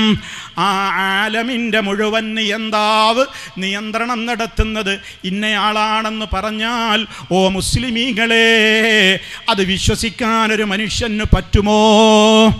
എല്ലാം കേൾക്കും, എവിടെ നിന്ന് വിളിച്ചാലും കേൾക്കുന്ന സമീഉൽ ആലമാണ്. എവിടെയായാലും കാണുന്ന ബസീറുൽ ആലമാണ്. എവിടെയാണെങ്കിലും നമ്മുടെ പ്രാർത്ഥനകൾ കേട്ട് ഉത്തരം ചെയ്യുന്ന മുജീബുൽ ആലമാണ്. എവിടെയാണെങ്കിലും നമുക്ക് ഉത്തരം ചെയ്യാൻ കഴിവും ശക്തിയുമുള്ള, എല്ലാത്തിനും കഴിവങ്ങോട്ട് കൊടുക്കപ്പെട്ടിട്ടുള്ള ഖദീറാണ്. ആ നിലക്കൊക്കെയുള്ള വിശ്വാസങ്ങളാണ് അല്ലാഹു അല്ലാത്തവരെ കുറിച്ച് വിശ്വസിച്ചു കൊണ്ടിരിക്കുന്നത്. മാത്രമല്ല, ഈ ലോകത്ത് എന്ത് നടക്കുന്നുണ്ടോ ഒരു ഇല പോലും താഴേക്ക് വീഴുന്നില്ല, ഒരു പെണ്ണും പ്രസവിക്കുന്നില്ല, ഒരു കുഞ്ഞും ജനിക്കുന്നില്ല, മരിക്കുന്നില്ല. ഇവിടെ എന്ത് സംഭവിക്കുന്നുണ്ടെങ്കിലും ഇവിടെ ഔലിയാക്കൾ അറിയാതെ ഒന്നും നടക്കുന്നില്ല പോലും. അവരാണ് എല്ലാം കൺട്രോൾ ചെയ്യുന്നത്. ലോകത്തുള്ള ഫ്ലൈറ്റുകളും വാഹനങ്ങളും എല്ലാം ഇനി അതിൽ വിശദീകരിക്കേണ്ടതില്ലാത്ത നിലക്ക് അർശ് മുതൽ, അതേ റഹ്മാനായ റബ്ബിൻ്റെ അർശ് മുതൽ ഈ ഭൂമിയുടെ അടിത്തട്ട് വരെയുള്ള സകല കാര്യങ്ങളും ഇവർ നിയന്ത്രിക്കുന്നു. അറേബ്യൻ മുശ്രിക്കുകൾ പോലും വിശ്വസിച്ചിട്ടില്ലാത്ത വിശ്വാസം അവരോട് പോലും ചോദിച്ചപ്പോൾ റഹ്മാനായ റബ്ബ് നബി തങ്ങളോട് ചോദിക്കുകയാണ്, പ്രവാചകരെ, ആ ജനങ്ങളോട് ചോദിക്ക്, ആരാടോ നിങ്ങളെ സൃഷ്ടിച്ചത്? നിങ്ങളെ മുൻഗാമികളെ സൃഷ്ടിച്ചത്? ആകാശഭൂമികളെ അടങ്ങുന്ന പ്രപഞ്ചത്തെ സൃഷ്ടിച്ചത് ആരാണ്? സൂര്യചന്ദ്രന്മാരെ കീഴ്പ്പെടുത്തി തന്നതാരാണ്? എല്ലാം കേൾക്കാനും കാണാനും ഒക്കെ കഴിവുള്ളവർ ആരാണ്? ലോകം മുഴുവനെല്ലാം നിയന്ത്രിച്ചു കൊണ്ടിരിക്കുന്ന നിയന്താവാരാണ് എന്നൊക്കെ അബൂജഹലടക്കമുള്ള അറേബ്യയിലെ മുശ്രിക്കുകളോട് ചോദിച്ചാൽ പോലും അവരൊക്കെ പറഞ്ഞ ഒരൊറ്റ മറുപടി അള്ളയാണെന്നാണ് അവരൊക്കെ പറഞ്ഞത്. പക്ഷേ അതിനെയും മറികടന്നുകൊണ്ട് ഇവിടെ ചിലർ പറയാണ് ഇവരാണ് മുഴുവൻ നിയന്ത്രിക്കുന്നത്. അള്ളാഹു എല്ലാവർക്കും ഹിദായത്തിൻ്റെ വഴിയിലേക്ക് വെളിച്ചം നൽകട്ടെ എന്ന് പ്രാർത്ഥിക്കുകയല്ലാതെ നിവൃത്തിയില്ല. അതുകൊണ്ട് വളരെ ഗൗരവതരമായ കാര്യമാണ്. നമ്മുടെ മാതൃക ആരാണ്? നമ്മൾ എന്നും 5 നേരത്തെ നിസ്കാരത്തിൽ റബ്ബിനോട് തേടുന്നു, ഇഹ്ദിനസ് സിറാത്തൽ മുസ്തഖീം, മുസ്തഖീമായ വഴിയിലൂടെ നീ ഞങ്ങളെ ചേർക്കണേ, നേരായ റൂട്ടിലേക്ക് ഞങ്ങളെ ചേർക്കണം. ഏതാണ് ആ റൂട്ട്? നീ അനുഗ്രഹിച്ചവരുടെ റൂട്ട്. അത് നബിമാരുണ്ട്, ശുഹദാക്കളുണ്ട്, സിദ്ദീഖുകളുണ്ട്, സാലിഹീങ്ങളുണ്ട്. ഇവരൊക്കെ വിശ്വസിച്ചത്, അവരൊക്കെ പ്രാർത്ഥിച്ചത്, അവരൊക്കെ നേർച്ച ചെയ്തത്, അവരൊക്കെ സത്യം ചെയ്തത്, അവരൊക്കെ വിളിച്ചു തേടിയത് ആരോടാണോ അവരുടെ വഴിയിൽ നീ ഞങ്ങളെ ചേർക്കണം. ഗൈരിൽ മഗ്ദൂബി അലൈഹിം വലദ്ദാല്ലീൻ. പുണ്യാളന്മാർ മരണപ്പെട്ട് കഴിഞ്ഞാൽ അവരുടേതായ വിധത്തിൽ രൂപത്തിലുള്ള ഖബറുകൾ തയ്യാറാക്കി കെട്ടിപ്പൊക്കുകയും മാർബിൾ ഇടുകയും അതുപോലെ തന്നെ പ്രതിമകൾ വെച്ചുകൊണ്ടും അല്ലാതെയും കുരിശ് വെച്ചുകൊണ്ടും അല്ലാതെയുമൊക്കെ അറബല്ലാത്തവരുടെ ഖബറിങ്ങളിലേക്ക് ഇത്തരത്തിൽ അവരോട് സഹായം തേടുവാൻ വേണ്ടി വിശുദ്ധരെന്ന് വിശ്വസിക്കപ്പെടുന്നവരോട് തേടിക്കൊണ്ടിരിക്കുന്ന യഹൂദികളുണ്ട്, നസറാക്കളുണ്ട്. അവർക്ക് അവരുടെ വിശ്വാസങ്ങൾ വെച്ച് പുലർത്താൻ ദുനിയാവിൽ സ്വാതന്ത്ര്യമൊക്കെയുണ്ട്. പക്ഷേ അല്ലാഹുവിൻ്റെ കോടതിയിൽ ആ വിശ്വാസവുമായി മരിച്ചുപോയവർക്ക് രക്ഷയുണ്ടാവില്ല. അതുകൊണ്ട് മുസ്തഖീമായ വഴി എന്ന് പറയുന്നത് നബിമാർ കാണിച്ച വഴിയാണ്, സിദ്ദീഖീങ്ങൾ കാണിച്ച വഴിയാണ്, ശുഹദാ കാണിച്ച വഴിയാണ്, സാലിഹീങ്ങൾ കാണിച്ച വഴിയാണ്. അവരുടെ ജീവിതത്തിൽ അവർ റബ്ബല്ലാത്തവരോട് വിളിച്ചു പ്രാർത്ഥിച്ചിട്ടുണ്ടെങ്കിൽ അത് ഖുർആനിൽ വേണ്ടേ? മുത്ത മുസ്തഫ സല്ലല്ലാഹു അലൈഹി വസല്ലമ അത് നമുക്ക് പഠിപ്പിച്ചു തരണ്ടേ? അങ്ങനെ കാണാൻ സാധിക്കുന്നുണ്ടോ സഹോദരങ്ങളെ? ഇതിലാർക്കാണ് അഭിപ്രായ വ്യത്യാസമുള്ളത്? അത്രത്തോളം ആ വിഷയം ലളിതമാണ്, വ്യക്തമാണ്. നിങ്ങൾ ചിന്തിക്ക്, നമ്മളിപ്പോൾ ഹജ്ജിൻ്റെ സീസണിലാണ്. എത്രയോ സഹോദരീ സഹോദരന്മാർ എപ്പോഴാണ് ഫ്ലൈറ്റ് കയറാനുള്ള ഡേറ്റ് അറിയിക്കുക എന്ന് കാത്തുകൊണ്ടിരിക്കുന്ന നേരമാണ്. എന്തിനാണ് അവിടേക്ക് പോകുന്നത് പ്രിയമുള്ളവരെ? അവിടേക്ക് നമ്മൾ പോകുമ്പോൾ ആ ഇഹ്റാം ചെയ്യുന്ന ഉടനെ തന്നെ നമ്മൾ അവിടം മുതൽക്ക് പറയുന്ന ഒരു ദിക്റുണ്ട്, ഒരു പ്രതിജ്ഞയുണ്ട്, ഒരു പ്രഖ്യാപനമുണ്ട്. ലബ്ബൈക് അല്ലാഹുമ്മ ലബ്ബൈക്. അല്ലാഹുവേ, നിന്റെ വിളിക്കുത്തരം ചെയ്തുകൊണ്ട് ഞാനിതാ വരികയാണ്, നിന്റെ അടുക്കലേക്ക് വരികയാണ്, നിന്റെ മാത്രം തൃപ്തിയാണ് ഉദ്ദേശിക്കുന്നത്. ലബ്ബൈക ലാ ശരീക ലക, നിനക്ക് യാതൊരു പങ്കാളിയുമില്ലല്ലോ. ഇന്നൽ ഹംദ വന്നിഅമത ലക വൽ മുൽക്ക് ലാ ശരീക ലക. സർവസ്തുതികളും റബ്ബേ നിനക്കാണ്, അതുപോലെ തന്നെ എല്ലാ നിഅമത്തും തരുന്നത് നീയാണ്. എല്ലാം നീ കാത്തുകൊള്ളണേ, നീ കബൂലാക്കണേ, ആഫിയത്ത് തരണേ, നീ സ്വീകരിക്കുന്ന നിലക്ക് കർമ്മം ചെയ്യാനുള്ള ആരോഗ്യം തരണേ, പൊന്നുമക്കളടങ്ങുന്ന കുടുംബത്തിലേക്ക് തിരിച്ചു വരാനുള്ള തൗഫീഖ് തരണേ. എല്ലാം നിന്നെക്കൊണ്ടേ കഴിയൂ റബ്ബേ, നിനക്കൊരു പങ്കാളിയുമില്ലെന്ന് ആവർത്തിച്ച് പറയുന്ന ഹാജിമാർ അവർ ഹജ്ജിന് പോകുമ്പോൾ ആ തൽബിയത്തല്ലേ അവർ മുഴക്കുന്നത്. ആ ഹജ്ജിൻ്റെ ഏതെങ്കിലും ഒരു ചടങ്ങുകളിൽ അവിടെ ആ പുണ്യഭൂമിയിലെത്തിയിട്ട് നമ്മൾ ഹജ്ജിൻ്റെയോ ഉംറയുടെയോ കാര്യങ്ങൾ നടത്തുമ്പോൾ അതിൻ്റെ എ മുതൽ സെഡ് വരെയുള്ള ദിക്റുകൾ നോക്ക്, ദുആകൾ നോക്ക്. ഏതെങ്കിലും ഒരു സ്ഥലത്തെത്തുമ്പോൾ ഇബ്രാഹിം നബിയെ രക്ഷിക്കണേ, ഇസ്മായിൽ നബിയെ കാക്കണേ, യാ നബി അല്ലാഹി ഇബ്രാഹിം, യാ നബി അല്ലാഹി ഇസ്ഹാഖ്, യാ വലിയത്തല്ലാഹി ഹാജർ എന്നിങ്ങനെ ഹാജറ ബീവിയോടോ ഇസ്മായിൽ നബിയോടോ ഇബ്രാഹിം നബിയോടോ ഒരു പ്രാർത്ഥന എവിടെയെങ്കിലും വെച്ച് നമുക്ക് നിർവഹിക്കാനുണ്ടോ? ഒരു മുസ്ലിമിന് അങ്ങനെ നിർവഹിക്കാൻ പഠിപ്പിക്കപ്പെട്ടിട്ടുണ്ടോ?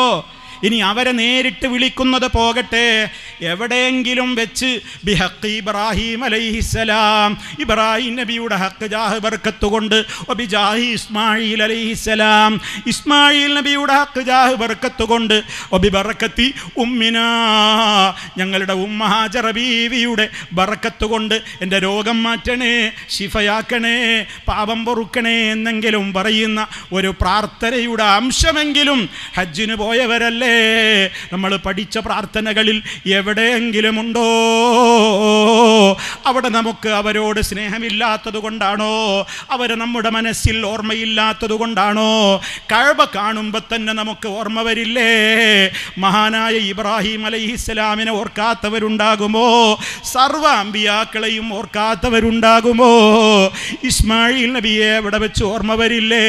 സഫാ മർവക്കടയിലൂടെ നടക്കുമ്പോൾ ഹാജറ ബീവിയെ ഓർക്കില്ലേ? പൊന്നു പൈതല് കാലിട്ടടിച്ച് ദാഹാർത്തമായി കൊണ്ട് നിലവിളിക്കുമ്പോൾ ഒരൽപ്പം ദാഹജലത്തിന് വേണ്ടി നമ്മുടെ ഉമ്മ പ്രയാസം സഹിച്ച് മലകൾ കയറി ഇറങ്ങി ഓടിയ ആ സ്ഥലത്തെത്തുമ്പോൾ ഉമ്മാനെ നമ്മൾ ഓർക്കില്ലേ? അവരോട് ബഹുമാനമില്ലേ? സ്നേഹമില്ലേ? അതൊക്കെ ഉള്ളത് കൊണ്ട് തന്നെ അവരൊക്കെ പഠിപ്പിച്ച വഴിയിലാണ് നമ്മൾ പോകുന്നത്. ഇബ്രാഹിം അലൈഹിസ്സലാം, ഇസ്മായിൽ അലൈഹിസ്സലാം, ഹാജറ റളിയല്ലാഹു അൻഹാ ഇവരാരും റബ്ബിനോടല്ലാതെ വിളിച്ചു പ്രാർത്ഥിച്ചിട്ടില്ല. അതുകൊണ്ട് അവരോടൊക്കെ നമുക്ക് ബഹുമാനമുണ്ട്, ആദരവുണ്ട്, സ്നേഹമുണ്ട്. അവിടെയൊക്കെ എത്തുമ്പോൾ അവരെ നമുക്ക് ഓർമ്മ വരും. മുത്തു മുസ്തഫയെ നിരന്തരം ഓർമ്മ വരും. കാരണം ഹജ്ജിൻ്റെ ഓരോ കാര്യങ്ങളും നമുക്ക് പഠിപ്പിച്ചു തന്നത് നമ്മുടെ നേതാവാണ്. ആ നേതാവ് കാണിച്ചു തന്നതുപോലെ മാത്രം ഹജ്ജ് ചെയ്താലേ ഹജ്ജ് സ്വീകരിക്കുകയുള്ളൂ. അതേ അവസരത്തിൽ പല പുസ്തകങ്ങളും വായിച്ചു, പലരുടെയും വഅളുകൾ കേട്ടു. ഹജ്ജ് ക്ലാസ് എന്ന് പറഞ്ഞിട്ട് നിരന്തരം ക്ലാസ്സുകൾ എടുത്തു കൊടുക്കുന്ന ചില മുസ്ലിയാക്കളില്ലേ, അവരതാ ഹജ്ജിന് പോകുന്ന ആളുകളുടെ മനസ്സിൽ തീ കോരിയിടുകയാണ്. അവർ വലിയ പ്രയാസമാണിതൊക്കെ എന്ന് തോന്നിപ്പിക്കുകയാണ്. ഓരോ തവാഫിലും ചൊല്ലേണ്ട, ഓരോ ചുറ്റിലും ചൊല്ലേണ്ട ദുആ എന്ന് പറഞ്ഞ് നീണ്ട ദുആകൾ പഠിപ്പിക്കുന്ന ഹജ്ജ് ക്ലാസ്സുകളുണ്ട്. അങ്ങനെ പലതുമുണ്ട്. മുത്ത് മുസ്തഫ സല്ലല്ലാഹു അലൈഹി വസല്ലമ പഠിപ്പിച്ചു തന്നതുപോലെ അത് കൃത്യമായി എങ്ങനെയാണ് നിർവഹിക്കേണ്ടതെന്ന് ഇതാ ഈ കൂട്ടായ്മ എത്രയോ സ്ഥലങ്ങളിൽ ഓരോ ഹജ്ജിൻ്റെ സീസണുമാകുമ്പോൾ ക്ലാസ്സുകൾ കൊടുക്കുന്നു. യൂട്യൂബിൽ അതൊക്കെ ലഭ്യമാണ്. നമ്മുടെ ഹജ്ജ് ക്ലാസ്സുകളിൽ വെച്ച് നമ്മുടെ പണ്ഡിതന്മാർ കൃത്യമായി ആധുനിക ഉപകരണങ്ങൾ ഉപയോഗപ്പെടുത്തിയിട്ട് ഹജ്ജിൻ്റെ വിശദാംശങ്ങൾ പറയുന്നുണ്ട്. നിങ്ങളത് കേൾക്കാത്തവരുണ്ടെങ്കിൽ ഹജ്ജിന് പോകുന്ന ആളുകളും ഒരുങ്ങിയിരിക്കുന്നവരുമൊക്കെ അതൊന്ന് കേൾക്കാൻ ഈ അവസരത്തിൽ ഞാൻ പ്രത്യേകം ഉണർത്തുകയാണ്. ഞാൻ പറഞ്ഞു വരുന്നത്, ആ പുണ്യഭൂമിയിലെത്തിയാൽ അവിടെ റഹ്മാനായ റബ്ബിനോടല്ലാത്ത ഒരു തേട്ടവും പ്രാർത്ഥനയും നമുക്കില്ല. എന്നാൽ നിങ്ങൾ ആലോചിച്ചു നോക്ക്, ഹജ്ജിന് പോകുന്ന ആളുകളോട് പറഞ്ഞു കൊടുക്കുന്നതെന്താ? നിങ്ങൾ ഹജ്ജിന് പോകുമ്പോൾ ജാറങ്ങളിലൊക്കെ, എയർപോർട്ടിൻ്റെക്ക് പോകുന്ന വഴിയിലുള്ള ജാറങ്ങളിലൊക്കെ ഒന്ന് കയറിക്കോ, അവിടെ പെട്ടിയിൽ പണമിട്ടോ, ഒന്ന് വിളക്ക് കൊളുത്തിക്കോ, ഒരു ജാറം മൂടിക്കോ. കാരണം എന്താണ്? യാത്ര സുഖകരമാകാൻ ആ ഖബറിൽ കിടക്കപ്പെടുന്നു എന്ന് പറയുന്ന വ്യക്തിയോട് അവർ തേടുകയാണ്, എനിക്ക് ആഫിയത്തോടെ നിർവഹിച്ച് തിരിച്ചു വരാൻ നിങ്ങൾ അനുഗ്രഹിക്കണേ എന്ന് ഖബറാളിയെ വിളിച്ചുകൊണ്ട് തേടുന്ന ആ യാത്ര എന്തിനാണ് ലക്ഷങ്ങൾ മുടക്കിയിട്ട് പിന്നെ പോകുന്നത്? അവിടെ വെച്ച് തവാഫ് ചെയ്യുമ്പോൾ പോലും പ്രയാസം വന്നാൽ ഇങ്ങോട്ടാണ് നേർച്ചയാക്കുന്നത്. ഹെഡ് ഓഫീസിൽ റഹ്മാനായ റബ്ബിൻ്റെ കഅബ തവാഫ് ചെയ്തുകൊണ്ടിരിക്കുമ്പോൾ വേദനയും പ്രയാസവും വിഷമവും വരുമ്പോൾ ബദരീങ്ങളെ, അതുപോലെ തന്നെ CMA എന്ന് വിളിച്ചാൽ CM വരുമത്രേ. അതേ ഉമ്മാനെ രക്ഷിക്കാൻ വേണ്ടി കാല് വഴുതി വീഴുന്ന നേരത്ത് എൻ്റെ മോനെ അല്ലെങ്കിൽ CMA എന്ന് വിളിച്ചപ്പോൾ CM മടകൂര് മക്കത്ത് എത്തിപ്പോലും എന്നിട്ടങ്ങ് രക്ഷപ്പെടുത്തിപ്പോലും എന്നൊക്കെയുള്ള മായാവി കഥകൾ പറയുന്ന, കെട്ടുകഥകൾ പറയുന്ന എത്രയോ ആളുകൾ ഈ ലോകത്തുണ്ട്. സൂക്ഷിക്കണേ എന്നേ പറയാനുള്ളൂ. അതുകൊണ്ട് തന്നെ അത്തരം ആളുകൾ അവിടെ പോയാലും അതുപോലെ തന്നെ തിരിച്ചു വന്നാൽ പിന്നെ ഒരു ഖുത്ബിയത്ത് മുഹീദ്ദീൻ ശൈഖിനെ വിളിച്ച് തേടുകയാണ്. വരുന്ന വഴിക്കുള്ള ജാറങ്ങളിലൊക്കെ പിന്നെയും കയറുകയാണ്. നന്ദി പറയാൻ കയറുന്നു. എന്തിനാണ് പിന്നെ മക്കത്തേക്ക് പോയത്? എന്തിനാണ് ഈ ലക്ഷങ്ങൾ ചെലവഴിച്ചത്? എല്ലാം നഷ്ടമായി. അതുകൊണ്ട് തന്നെ ശിർക്ക് കലരാത്ത ഇബാദത്ത് ചെയ്താലല്ലാതെ രക്ഷയില്ല. പക്ഷേ ആളുകളോട് പറഞ്ഞു കൊടുക്കുന്നത് എന്താണ്? നമ്മൾ റബ്ബിനോട് നേരിട്ട് ചോദിച്ചിട്ട് കാര്യമില്ല. നമ്മളെപ്പോലെയല്ല അവരൊക്കെ മഹാന്മാരാണ്. അവരോടാണ് ആദ്യം പറയേണ്ടത്. നമ്മൾ നേരിട്ട് പറയുന്നത് അത് മുജാഹിദീങ്ങളുടെ പരിപാടിയാണ്. മുജാഹിദീങ്ങളാവട്ടെ മുനാഫിക്കുകളുമാണത്രേ, വഴിപിഴച്ചവരാണത്രേ. അതുകൊണ്ട് ഈ നേരിട്ട് അള്ളാനോട് ചോദിക്കുന്ന പരിപാടി മുജാഹിദുകളുടേതാണ്. അത് മുജാഹിദുകളുടേത് മാത്രമല്ല, ലോകത്ത് ആദം അലൈഹിസ്സലാം മുതൽക്ക് ഇന്നോളമുള്ള ഏതൊക്കെ നല്ലവരായ നബിമാരും സ്വഹാബികളും അതുപോലെ തന്നെയുള്ള ഏതൊക്കെ ആളുകൾ കഴിഞ്ഞു പോയോ അവരൊക്കെ നേരിട്ട് റബ്ബിനോട് വിളിച്ച് സങ്കടം പറഞ്ഞവരാണ്. അവരുടെ പ്രാർത്ഥനകൾ അവരിലേക്ക് തിരിച്ചവരാണ്. അതുകൊണ്ട് അതേ കൃത്യമായ ആ പാതയിലൂടെ മുന്നോട്ട് പോയാലല്ലാതെ രക്ഷയില്ല. ഇവർ പറയുന്നതോ അള്ളാനോട് നേരിട്ട് ചോദിച്ചാൽ കിട്ടുമെന്ന് ഉറപ്പില്ല. അതുകൊണ്ട് നേരിട്ട് ചോദിക്കാതെ മഹാന്മാരോട് ചോദിച്ചാൽ, അവർ അള്ളാനോട് പറഞ്ഞാൽ, അവരൊക്കെ അള്ളാഹുവിലേക്ക് ഏറ്റവും അടുപ്പമുള്ള ഉള്ളവരാണ്. അതുകൊണ്ട് തന്നെ ഏത് വിഷയം വന്നാലും മുത്തുനബിയോട് പറയണം, പാപികൾ തൗബ ചെയ്യുമ്പോൾ നേരിട്ട് അല്ലാഹ് പൊറുക്കണേ എന്ന് പറഞ്ഞിട്ട് കാര്യമില്ലത്രേ. മറിച്ചെന്ത് വേണം? ഇർതകബ്തു അലൽ ഖതാ ഗൈറ ഹസ്രിൻ വഅദദ ലക അഷ്കൂ ഫീഹി യാ സയ്യിദി ഖൈറൻ നബി. ഒരുപാട് പാപങ്ങൾ ഞാൻ ചെയ്തു പോയി നബിയേ, അങ്ങയോട് ഞാൻ ആവലാതി പറയുകയാണ്, എൻ്റെ പാപങ്ങൾ പൊറുത്തു തരണേ എന്നിങ്ങനെ മുത്ത് മുസ്തഫയോട് ആദ്യം വിളിച്ചു പറയാതെ, അല്ലാഹുവേ എൻ്റെ പാപങ്ങൾ നീ പൊറുത്തു തരണം, ഞാൻ പാപിയാണ്, നീ എന്നോട് പൊറുക്കണേ എന്ന് റബ്ബിനോട് നിങ്ങളാരും നേരിട്ട് ചോദിച്ചിട്ട് കാര്യമില്ല. കാരണം അല്ലാഹ് നിങ്ങൾക്ക് ഉത്തരം ചെയ്യൂല. റബ്ബിനോട് നേരിട്ട് ചോദിച്ചാൽ ഉത്തരം കിട്ടൂല. നബിയോട് മഹാന്മാരോടൊക്കെ ചോദിച്ചാലേ അല്ലാഹ് നമുക്ക് ഉത്തരം തരൂ എന്ന് വിശ്വസിക്കുന്ന ആളുകൾ അവരുടെ ഖുർആൻ പരിഭാഷയിൽ പോലും എഴുതിവിട്ടതെന്താ? അള്ളാഹുവിൻ്റെ യഥാർത്ഥ അടിമകൾ നബിയോട് ചോദിക്കുമെന്നാണ് അവരെഴുതിയത്. നിങ്ങൾ അള്ളാഹിൻ്റെ യഥാർത്ഥ അടിമയാണോ? എന്നാൽ നിങ്ങൾ ആദ്യം നബിയോടാണ് ഏത് കാര്യവും ചോദിക്കേണ്ടത്. അങ്ങനെ ചോദിക്കാത്തവർക്ക് അള്ളാഹുവിലേക്ക് അടുക്കാൻ കഴിയൂല. അള്ളാഹു അവർക്ക് ഉത്തരവും കൊടുക്കൂല എന്നൊക്കെ അള്ളാഹുവിൻ്റെ ആയത്തോതിയിട്ട് പച്ച നുണ അള്ളാഹുവിൻ്റെ പേരിൽ പറയുന്ന മുസ്ലിയാക്കളുണ്ട്, അത് എഴുതി വിട്ടവരുണ്ട്. വളരെ ശ്രദ്ധിച്ചോ. നിങ്ങളുടെ അമലുകൾ പോക്കറ്റടിക്കാൻ, നിങ്ങളുടെ ഈമാൻ തകർക്കാനല്ലാതെ അത്തരത്തിലുള്ള വാദങ്ങൾക്ക് ഒരു നിലക്കും നിങ്ങൾക്ക് ഒരു രക്ഷയും അത് നൽകൂല എന്ന് നിങ്ങൾ മനസ്സിലാക്കണം. മാത്രമല്ല ചിലരൊക്കെ പറയുന്നത് എന്താ? ഹജ്ജ് ക്ലാസ്സിൽ പോലും ജനങ്ങളോട് പറഞ്ഞു കൊടുക്കേണ്, ബദിരീങ്ങളെ വിളിച്ചോളാൻ. ഹജ്ജ് ക്ലാസ്സിലാ ജനങ്ങളോട് ബദിരീങ്ങളെ ബദിരീങ്ങളെ എന്ന് വിളിക്കുന്ന ഒരു തങ്ങളുണ്ട്. ഒരു ഖലീൽ ബുഖാരി മലപ്പുറത്തുള്ള ഒരു സലാത്ത് തങ്ങളുണ്ട്. ആ തങ്ങൾ പറയണെന്ത്? അതേ കടലിൽ വെച്ച് വല്ലാത്ത പ്രയാസം വന്നപ്പോൾ കപ്പലാടി ഉലയുന്ന ഘട്ടമെത്തിയപ്പോൾ പോലും ഇനി ഇവിടെ രക്ഷയില്ലെന്ന് വന്നപ്പോൾ മൂപ്പര് വിളിച്ചതാരെയാണ്? അല്ലാ അല്ലാ എന്നല്ല, ബദരീങ്ങളെ ബദരീങ്ങളെ എന്നാണ് വിളിച്ചതെന്ന് അത് പറയുന്ന ഒരു വ്യക്തിയാണ്. ആ വ്യക്തിക്ക് ആ സ്വഭാവമാണ്. അയാൾ അങ്ങനെ തന്നെയാണ് വിളിക്കാൻ പ്രേരിപ്പിക്കുന്നതും. അയാൾ പറയുന്ന വാചകങ്ങൾ നിങ്ങളൊന്ന് കേട്ടു നോക്കൂ. അയാൾക്ക് കപ്പലിൽ വെച്ചുണ്ടായ ഒരു അനുഭവം. ിൽ കുറെ മീറ്ററുകൾ ഉയരത്തിലത് ആ ഓപ്പൺ ബോട്ടാണ്, കപ്പലല്ല, സൗകര്യങ്ങളുള്ള ബോട്ടല്ല, ഒരു സൗകര്യമില്ലാത്ത സാധാരണ കപ്പലാണ്. പെട്ടെന്ന് മഴയിൽ ഹജ്ജ് ക്ലാസ്സിലേക്ക് നടക്കുന്നതിന് വേണ്ടി വരികയാണ്. അതാ കടൽക്ഷോഭം വളരെ വളരെ രൂക്ഷമാവുകയും ഇതാ മരണത്തെ മുഖാമുഖം കാണുന്ന രംഗം, മരിച്ചെന്ന് കടലിൽ മറിഞ്ഞെന്ന് വിശ്വസിക്കുന്ന രംഗം. പക്ഷേ ആ സമയത്തൊക്കെയും വിളിച്ചത് ബദരീങ്ങൾ തപസ്സുലാക്കിക്കൊണ്ട്, ബദരീങ്ങളെ എന്നെ രക്ഷപ്പെടാൻ യഥാർത്ഥത്തിൽ വിരീതൻ മനസ്സുകൾ ഇതിൽ മരിക്ക് വെള്ളത്തിൽ മുങ്ങുക തന്നെ ചെയ്യും.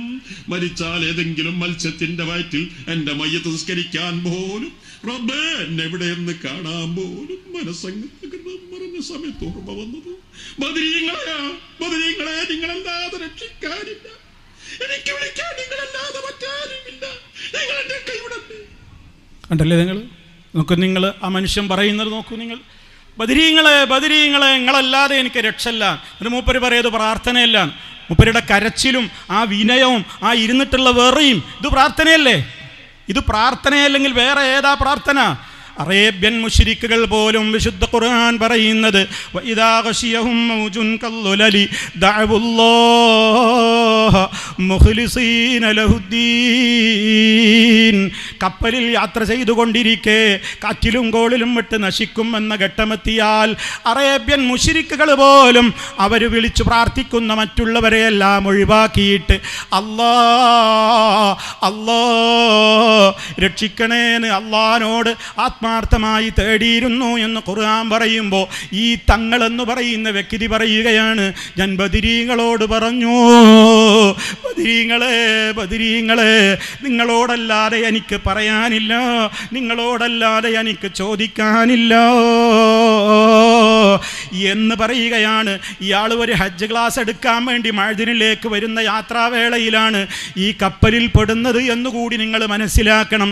അങ്ങനെ ഈ മനുഷ്യൻ ഇങ്ങനെ ബദരീങ്ങളെ ബദരീങ്ങളെ ബദരീകളെ എന്ന് വിളിച്ചാർക്കുന്നയാളാണ്. ഇതെൻ്റെ ഭാഷയല്ല, അയാൾ തന്നെ പ്രയോഗിക്കുന്നുണ്ട് ബദരീങ്ങളെ വിളിച്ച് ആർക്കുക എന്നുള്ളത്.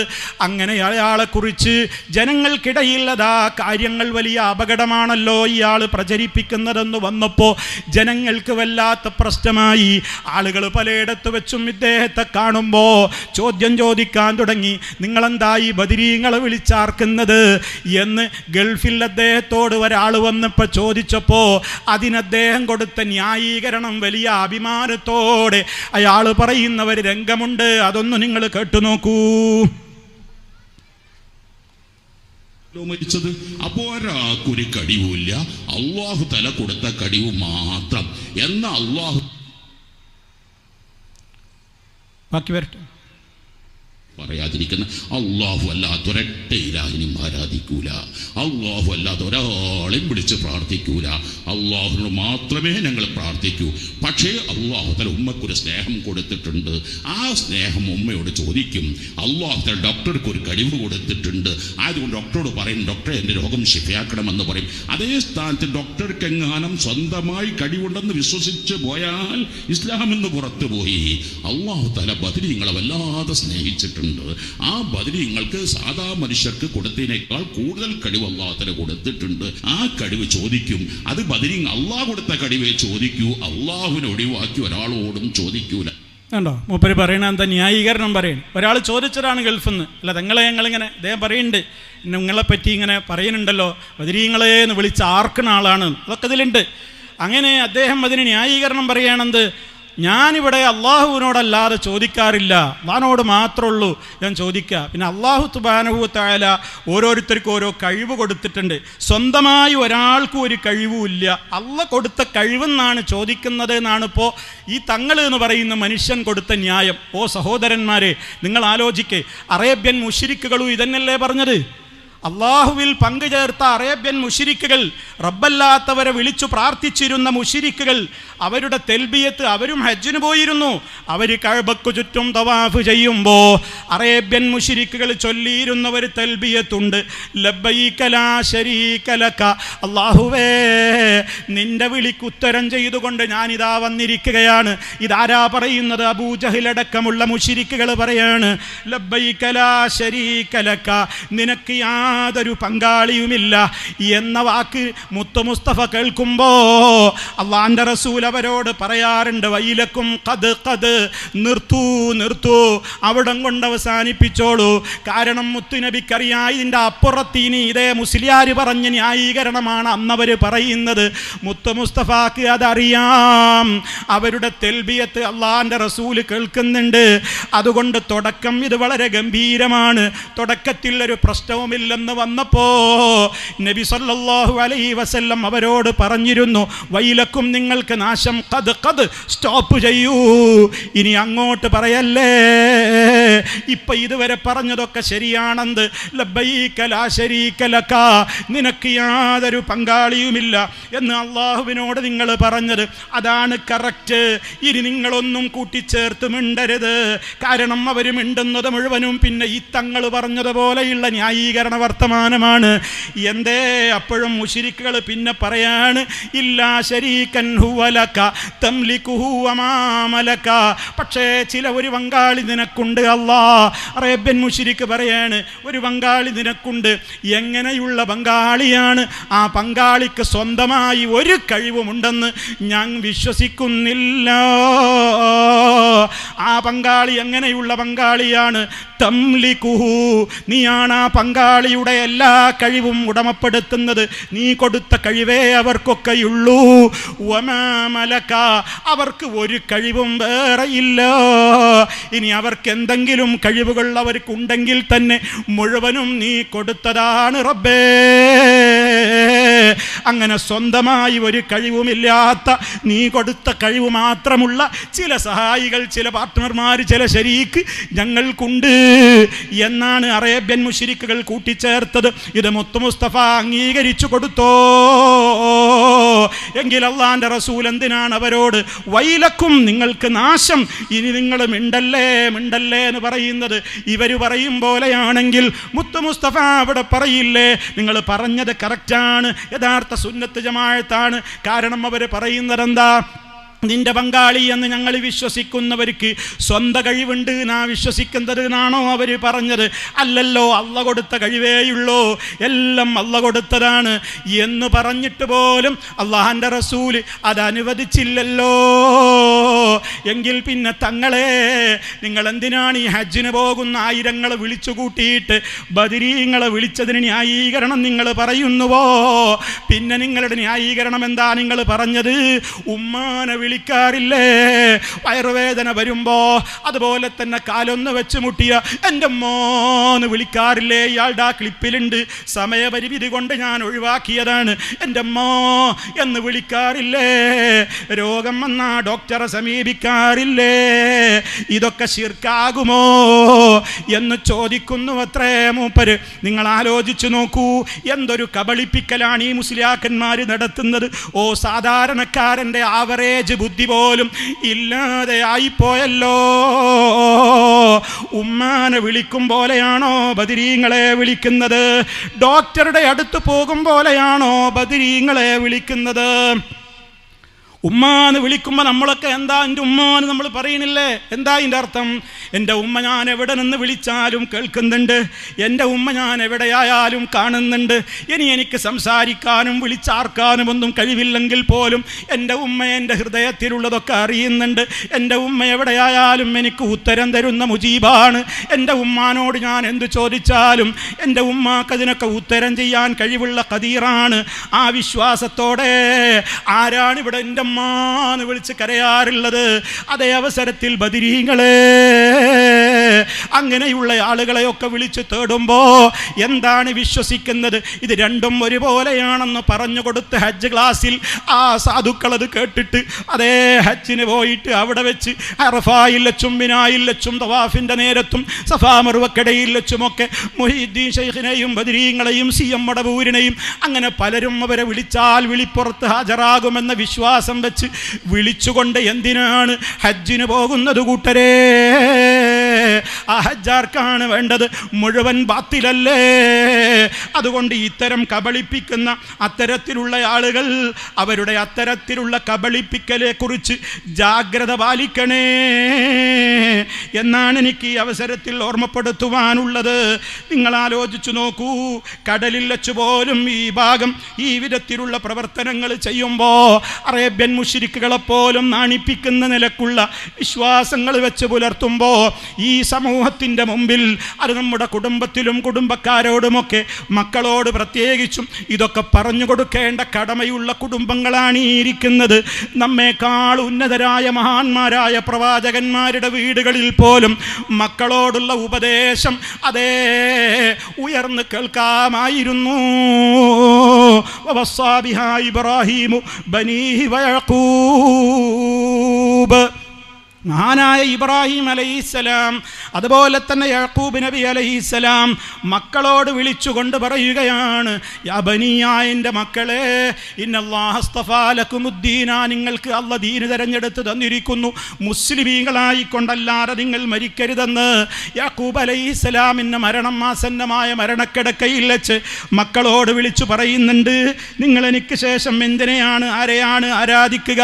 അവരോടും തൗഹീദിൻ്റെ പ്രാധാന്യം വിളിച്ചു പറയുകയാണ്. പ്രിയപ്പെട്ട പിതാക്കളെ, ഉമ്മമാരെ, നമ്മുടെ മക്കളോട് നമ്മളിത് പഠിപ്പിച്ചു കൊടുത്തോ? അവർക്ക് തൗഹീദ് എന്താണെന്ന് പഠിപ്പിച്ചു കൊടുത്തോ? അതിന് വിപരീതമായി വരുന്ന ശിർക്കിൻ്റെ ഗൗരവം ഉണർത്തിയോ? അത് പറയാൻ നമുക്ക് സമയം പോരാ അല്ലേ? അത് പറയാൻ നമുക്ക് സൗകര്യമില്ല അല്ലേ?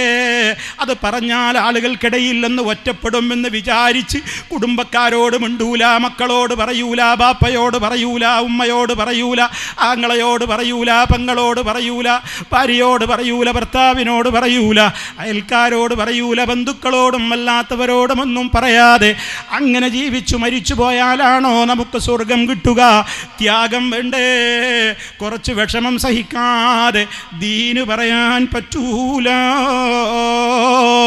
അതുകൊണ്ട് ലോകത്ത് റഹ്മാനായ റബ്ബിനോടല്ലാത്തവർ തേട്ടം ഒരിക്കലും അല്ലാഹു പൊറുക്കുന്നതല്ല. പ്രാർത്ഥനകൾ റബ്ബിലേക്ക് മാത്രം തിരിക്കണമെന്ന ആ ഒരവസ്ഥയിലാണ് നമ്മുടെ കുടുംബത്തെ വളർത്തേണ്ടത്. അതിന് ഭംഗം വരുന്നുണ്ടോ എന്ന് കണ്ണിൽ എണ്ണയൊഴിച്ച് കാത്തിരിക്കണേ, സൂക്ഷ്മമായി നിരീക്ഷിക്കണേ. അതിന് കുടുംബസമേതം നിങ്ങൾ തൗഹീദിൻ്റെ പഠനത്തിൽ ഏർപ്പെടണം. ക്ലാസ്സുകൾ നിങ്ങൾ ശ്രവിക്കണം, ഖുർആൻ പഠിക്കണം, ഹദീസ് പഠിക്കണം. ഇന്ന് എപ്പോഴും പ്രശ്നം എന്താ? ബാപ്പ കേൾക്കുന്നുണ്ട്, ഭാര്യ കേൾക്കുന്നില്ല, മക്കൾ കേൾക്കുന്നില്ല. ബാപ്പ വീട്ടിൽ പോയി പറഞ്ഞാൽ അവിടെ പ്രശ്നമാണ്. ഒരു പക്ഷേ ഉമ്മ ഖുർആനൊക്കെ പഠിക്കുന്നുണ്ട്, ബാപ്പ കേൾക്കുന്നില്ല, മക്കൾ പഠിക്കുന്നില്ല. ഉമ്മാക്ക് മനസ്സിലായ സത്യം കുടുംബത്തോട് പറയുമ്പോൾ അവരത് അംഗീകരിക്കുന്നില്ല. കാരണം എന്താ? ചിലപ്പോൾ മക്കൾ കേൾക്കുന്നുണ്ടാകും, ബാപ്പയും ഉമ്മയും കേൾക്കൂല, അവരത് പഠിച്ചിട്ടില്ല. അവരിതുപോലെയുള്ള മായാവി കഥകൾ കേട്ട് വളരുന്നവരാണ്, അവർ ദീന് കേൾക്കുന്നില്ല. അങ്ങനെയുള്ളയിടത്ത് മക്കൾ പറഞ്ഞാൽ കേൾക്കുമോ? കുടുംബസമേതം സ്വർഗത്തിൽ പോകണോ? കുടുംബസമേതം ദീന് പഠിക്കണേ. മുത്ത മുസ്തഫായുടെ സദസ്സിൽ അവിടെ ബാപ്പമാരും പ്രായമുള്ളവരും മാത്രമല്ല കുഞ്ഞു കുട്ടികൾ വരെ ആ സദസ്സുകളിലുണ്ട്.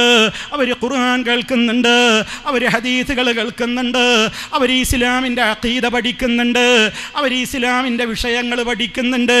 ഒന്നിച്ചൊന്നായി കുടുംബസമേതം സന്തോഷത്തിൻ്റെ കാര്യങ്ങൾക്ക് പോകുമ്പോൾ, നല്ലൊരു യാത്ര പോകുമ്പോൾ, നല്ലൊരു ഭക്ഷണം കഴിക്കുമ്പോൾ, നല്ലൊരു ഇടത്തേക്ക് പോകുമ്പോൾ അവിടെ കൂടെ എൻ്റെ ഉപ്പ വേണം, ഉമ്മ വേണം, ഭാര്യ വേണം, ഭർത്താവ് വേണം, പൊന്നുമക്കൾ വേണം, എല്ലാവരും വേണം എന്ന് മോഹിക്കുന്നത് പോലെ സ്വർഗത്തിലേക്ക് പോകുമ്പോഴും അത് വേണ്ടേ?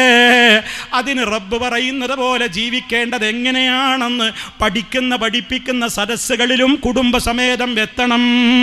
അതിനാണ് ഇതുപോലെയുള്ള ഫാമിലി കോൺഫറൻസുകൾ നമ്മൾ നടത്തുന്നത്. ആ ഒരു ചിന്ത നമുക്കുണ്ടാകണം. നമ്മുടെ വീടുകളിൽ ശിർക്കിൻ്റെ അംശങ്ങൾ ഉണ്ടാകരുത്. രോഗം വന്നു കഴിഞ്ഞാൽ റബ്ബല്ലാത്തവരെ വിളിച്ചു പ്രാർത്ഥിക്കുന്ന വീടുകളാവരുത്, ഐക്കല്ല് കെട്ടുന്ന വീടുകളാവരുത്, ഏലസ് ധരിക്കുന്ന മന്ത്രച്ചരടുകൾ അണിയുന്ന വീടുകളാവരുത്. മറിച്ച് റഹ്മാനായ റബ്ബാണ് രോഗം തരുന്നത്, അവൻ മാത്രമാണ് സുഖപ്പെടുത്തുന്നത്. വഇദാ മരിളുതു ഫഹുവ യശ്ഫീൻ, ഞാൻ രോഗിയായാൽ എന്നെ സുഖപ്പെടുത്തുന്നത് അല്ലാഹുവാണ്. ലോകത്ത് അമ്പിയാക്കൾ പഠിപ്പിച്ച ആദർശമാണത്. അതേ അവസരത്തിൽ രോഗം വരുന്നത് എന്തുകൊണ്ടാ?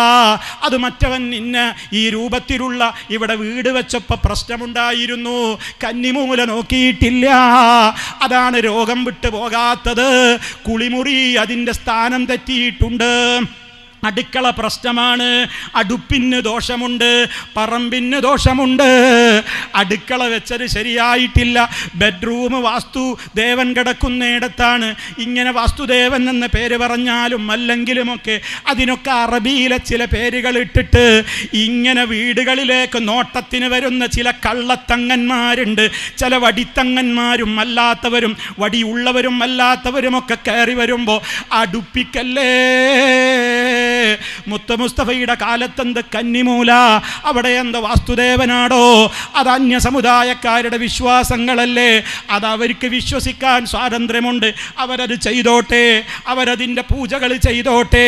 പക്ഷേ ലാ ഇലാഹ ഇല്ലല്ലാഹ് മുഹമ്മദുർ റസൂലുള്ളാഹ് ചൊല്ലിയ ഒരു മുസ്ലിമിനോടാണ് ഞാൻ ഈ സംസാരിക്കുന്നത്. നിങ്ങളെ ചൊല്ലിയ കലിമയോട് കൂറുണ്ടോ? എങ്കിൽ അള്ളാഹു അനുവദിച്ച ഹലാലായ ഭൂമിയിൽ അങ്ങ് വീട് വെച്ചേക്ക്. അവിടെയുള്ള കാറ്റും വെളിച്ചവുമൊക്കെ വരാനുള്ള സൗകര്യം നോക്കലല്ലാതെ അവിടെ ഒരു പോക്കുണ്ട്, ഇവിടെ ഒരു വരവുണ്ട്. അടുക്കളക്ക് ദോഷമുണ്ട്, പറമ്പിന് ദോഷമുണ്ട്, കിണറിന് പ്രശ്നമുണ്ട് എന്നൊക്കെ പറഞ്ഞ് വീട് പൊളിക്കാൻ വരുന്ന, അതുപോലെ തന്നെ ടോയ്ലറ്റ് പൊളിച്ചു നീക്കാൻ വരുന്ന, ബെഡ്റൂം പൊളിച്ചു നീക്കാൻ വരുന്ന, ലക്ഷങ്ങൾ കൊടുത്ത് വീടുണ്ടാക്കിയ പ്രവാസികളുടെ എത്രയോ വീടുകൾ ഇതുപോലെയുള്ള ആളുകൾ വന്നിട്ട് പൊളിക്കാൻ പറഞ്ഞിട്ടുണ്ട്. കാരണം എന്താണത്ര? അടുപ്പിൻ്റെ ദോഷം, പറമ്പിൻ്റെ ദോഷം, കിണറിൻ്റെ ദോഷം. അങ്ങനെയുള്ളവരെ സൂക്ഷിക്കണം. ഒരു മുസ്ലിയാർ പറയുന്നത് കേട്ടോ നിങ്ങൾ ഉമ്മമാരെ, വളരെ ഗൗരവമുണ്ട് മുസ്ലിയാക്കന്മാരുടെ ഇത്തരം പ്രചരണങ്ങൾ. ഒന്ന് ആലോചിച്ച് നോക്കൂ നിങ്ങൾ, എന്താണ് ആ മുസ്ലിയാർ പറയുന്നത്? പറമ്പ് ദോഷത്തെ, അടുക്കള ദോഷത്തെ, അടുപ്പ് ദോഷത്തെയൊക്കെ പറ്റി. അടുപ്പ് ദോഷവുമായി ബന്ധപ്പെട്ട്, കത്തിക്കുന്ന അടുപ്പുമായി ബന്ധപ്പെട്ട് സ്ത്രീകൾക്കുണ്ടാകുന്ന ബുദ്ധിമുട്ടാണ് ഈ പറയുന്നത്. മാനസികമായ അസ്വസ്ഥത, പിരിമുറുക്കം, ശൈത്താനിയത്ത്, പൈശാചികമായ വിഭ്രാന്തി, പിന്നെ ദുസ്വഭാവം, ഇങ്ങനെ പലതും ചില കുടുംബങ്ങളിൽ നിന്നും ഉണ്ടാവാറുണ്ട്, കാണാറുണ്ട്. പ്രധാനമായും അടുപ്പ് തെക്ക് ഭാഗം വരുന്നവരിൽ 90%, അടുക്കളയുടെ തെക്ക് ഭാഗം അടുപ്പ് വരുന്നവരിൽ 90% ആളുകൾക്കും ഈ അനുഭവമുണ്ട്. ഇനി തെക്ക് കിഴക്ക് എന്ന് പറയുന്നത് പിശാച്, ശൈത്താൻ കുടിയിരിക്കുന്ന സ്ഥലമാണ്. തെക്ക് കിഴക്ക് ശൈത്താൻ കുടിയിരിക്കുക പറയുമ്പോ ബാക്കി വരട്ടെ, ദിശകൾ മാറിപ്പോകരുത്. തെക്ക് കിഴക്ക് ഭാഗം ശൈത്താൻ കുടിയുന്ന ഭാഗമാണ്. ഇത്തരം വീടുകളിൽ കൂടുതലായി കണ്ടുവരുന്ന സ്ത്രീകൾ പിഴച്ചു പോകുന്നത് വരെ കാണാൻ കഴിയും. അതുപോലെ ആൺമക്കള് കള്ളുകുടിയിലും വ്യഭിചാരത്തിലും വേണ്ടാത്ത വിഷയങ്ങളിലും എല്ലാം ഇടപെടും. കണ്ടോ, അടുത്ത അപകടം. ഏറ്റവും കൂടുതൽ സ്ത്രീകൾ പിഴച്ചു പോകുന്നത് തെക്ക് കിഴക്ക് ചാരി അടുപ്പ് നിർമ്മിച്ച വീടുകളിൽ നിന്നാണ്. അടുത്ത അപകടം. തെക്ക് കിഴക്ക് അടുപ്പ് വെച്ച് ആ സ്ത്രീ പിഴച്ചു പോയിട്ടില്ല എങ്കിൽ ഭർത്താവ് വേറെ പെണ്ണുമായുള്ള ബന്ധം ഉണ്ടാവും, സൂക്ഷിച്ചോളി. അല്ലെങ്കിൽ ഭർത്താവിന് മാനസിക രോഗം ഉണ്ടാവും. അങ്ങനെ 3 സാധ്യതകൾ ഉണ്ട്. ഏതിന്? തെക്ക് ഭാഗത്ത് അടുപ്പ് വെച്ചാൽ. അത് വളരെ ശ്രദ്ധിക്കുക. അപ്പൊ ഇൻഷാ അല്ലാഹ് ഇന്നിപ്പോ നമ്മൾ സംസാരിച്ച വിഷയം എന്ന് പറയുന്നത് അടുപ്പിന്റെ ദോഷമാണ്. അടുപ്പിന്റെ ദോഷം, ഇതുപോലത്തെ കാര്യകാരണങ്ങൾ നമുക്കുണ്ടാകും. അതുകൊണ്ട് വളരെ ശ്രദ്ധിക്കുക. അറിയുന്നവരെ കൊണ്ട് വീടും പറമ്പും നോക്കിക്കുക. അതിൽ സംഭവിച്ചു പോയ കുറ്റകൃത്യങ്ങൾ പരിഹരിക്കുക. പുതിയതെടുക്കുന്നവർ നല്ലതുപോലെ നോക്കിച്ചിട്ട് വാസ്തുശാസ്ത്ര പ്രകാരം അവിടെ പറ്റുമോ ഇല്ലയോ എന്ന് പ്രത്യേകിച്ചും മുസ്ലിംകളായ ആ വിഷയത്തിൽ ഇൽമുള്ളവരെ കൊണ്ട് തന്നെ നോക്കിച്ച് ആൾക്കാരെ തന്നെ വിളിക്കണം, മനസ്സിലാക്കി വേണ്ടുന്ന കാര്യങ്ങൾ ചെയ്തു വേണം പുതിയ വീട് നിർമ്മിക്കാൻ. പുതിയ കിണറും അങ്ങനെ തന്നെയാണ്. ഒന്ന് ആലോചിച്ച് നോക്കൂ സഹോദരങ്ങളെ, നമ്മളിത് പറയുമ്പോൾ വിചാരിക്കും ഇത് ആരുടെയൊക്കെ പേരിൽ വെറുതെ പറയണ് കണ്ടോ. അപ്പോൾ അടുപ്പിന് ദോഷം വന്നു കഴിഞ്ഞാൽ എന്തൊക്കെ വരുന്ന അറിയണത്? അവിടെയുള്ള പെണ്ണുങ്ങൾക്ക് മാനസിക രോഗം, ഭ്രാന്ത്, വേലിയാട്ടം, ഭർത്താവ് അന്യ പെണ്ണുങ്ങളെടുത്തേക്ക് പോവുക, പിരിമുറുക്കം, ടെൻഷൻ, ഒരുപാട് രോഗം വീട്ടിൽ നിന്നാണ് വിട്ടുമാറൂലാന്ന്. ഈ വിശ്വാസമുള്ളൊരു പെണ്ണിനെ നിങ്ങൾ കെട്ടിക്കൊണ്ട് വന്നാൽ, തൗഹീദുള്ള പെണ്ണിനെ കല്യാണം കഴിക്ക്. തൗഹീദില്ലാത്ത ഒരു പെണ്ണിനെയാണ് നിങ്ങൾ കെട്ടിക്കൊണ്ട് വരുന്നതെങ്കിൽ, അല്ലെങ്കിൽ തൗഹീദില്ലാത്ത ഒരുത്തനാണ് നിങ്ങളുടെ മകളെ കെട്ടിച്ചു കൊടുക്കുന്നതെങ്കിൽ, അവൻ്റെ വീട്ടിൽ ഈ വക വിശ്വാസങ്ങളുള്ളയിടത്ത് സമാധാനത്തോടെ ഒരു കുടുംബത്തിന് ജീവിക്കാൻ പറ്റുമോ? അടുപ്പിൻ്റെ ദോഷമാണ് പോലും. അങ്ങോട്ട് തിരിഞ്ഞെന്ന് തീ കത്തിക്കാൻ പറ്റില്ല, ഇങ്ങോട്ട് തിരിഞ്ഞെന്ന് വെള്ളം കോരാൻ പറ്റൂല, ഇങ്ങോട്ട് തിരിഞ്ഞെന്ന് അടുക്കള പാടില്ല, അവിടെ ബെഡ്റൂം പാടില്ല, അവിടെ കുളിമുറി പാടില്ല, അവിടെ വാസ്തുശാസ്ത്രമുണ്ട്, ഇവിടെ കന്നിമൂലുണ്ട് എന്ന് പറയുന്ന ഇത്തരം പിശാചുക്കളെ വീടിൻ്റെ 4 അയലത്തേക്ക് അടുപ്പിക്കരുത്. ഇവരാണ് നിങ്ങളെ വീട് പൊളിപ്പിക്കുന്നത്, ഇവരാണ് നിങ്ങളുടെ വീട് തകർക്കുന്നത്. ഒരു പ്രവാസി അവിടെ നിന്ന് വീടുണ്ടാക്കാൻ വേണ്ടി ഒരു നാട്ടിലുള്ളവരാണെങ്കിലും അവൻ്റെ സമ്പാദ്യം മുഴുവൻ സ്വരുക്കൂട്ടിയിട്ട് വീടുണ്ടാക്കാൻ എത്ര ലക്ഷങ്ങൾ ചെലവഴിച്ചിട്ടാ ബുദ്ധിമുട്ടുന്നത് എന്നറിയോ? എന്നിട്ട് നിന്റെ ഹൗസ് വാമിങ് വരുമ്പോൾ പോലും ഇതേപോലെയുള്ള ചെകുത്താന്മാർ, മനുഷ്യ പിശാചുക്കൾ കയറി വന്നിട്ട് പറയും, അസുഖണ്ടല്ലേ, പ്രയാസാണല്ലേ, തലവേദന വിട്ടുമാറുന്നില്ല അല്ലേ, ബെഡ്റൂമിൽ കാലുവഴുതി വീണുമല്ലേ, അടുക്കളയിൽ പ്രശ്നമാണല്ലേ, കുടുംബത്തിൽ ബുദ്ധിമുട്ടാണല്ലേ. അതെന്താ കാരണം എന്നറിയോ? ബെഡ്റൂം ശരിയല്ല, കക്കൂസ് ശരിയല്ല, ടോയ്ലറ്റ് ശരിയല്ല, അടുപ്പ് ശരിയല്ല, കിണറിൻ്റെ സ്ഥാനം ശരിയല്ല, പൊളിക്കണം. ഇത് പൊളിച്ച് നീക്കിയിട്ട് ഈ ചെകുത്താന്മാരുടെ വർത്തമാനം കേട്ടുകൊണ്ട് ഇത് പൊളിച്ച് നീക്കുന്ന ആളുകൾ, പ്രിയമുള്ളവരെ, ഈ ഫാമിലി കോൺഫറൻസ് അതിനാണ്. നിങ്ങളുടെ വീടുകളിൽ അത്തരം വിശ്വാസങ്ങൾ ഉണ്ടാവരുത്. രോഗം വന്നു കഴിഞ്ഞാൽ അത് റഹ്മാനായ റബ്ബാണ് രോഗം തരുന്നത്. ശിഫയാക്കേണ്ടത് എങ്ങനെയാണ്? നിങ്ങൾക്ക് വേദനയുണ്ടോ? നിങ്ങൾക്ക് പ്രയാസമുണ്ടോ? വേദനയുള്ള ഭാഗത്ത് കൈവക്ക്, 3 തവണ പറയുക ആത്മാർത്ഥമായി, ബിസ്മില്ലാ ബിസ്മില്ലാ ബിസ്മില്ലാ. അള്ളാഹുവിൻ്റെ നാമത്തിൽ, അള്ളാഹുവിൻ്റെ നാമത്തിൽ, അള്ളാഹുവിൻ്റെ നാമത്തിൽ. നിങ്ങൾക്ക് എവിടെയാണോ വേദന അവിടെ കൈവക്ക്. എന്നിട്ട് അടുത്ത ചോദ്യം 7 തവണ അള്ളാഹിനോട് ചോദിക്ക്. അസ്അലുല്ലാഹൽ അളീം അഊദു ബില്ലാഹി വഖുദ്റതിഹി മിൻ ശർരി മാ അജിദു വഉഹാദിറു അഊദു ബില്ലാഹി വഖുദ്റതിഹി മിൻ ശർരി മാ അജിദു വഉഹാദിറു അഊദു ബില്ലാഹ്.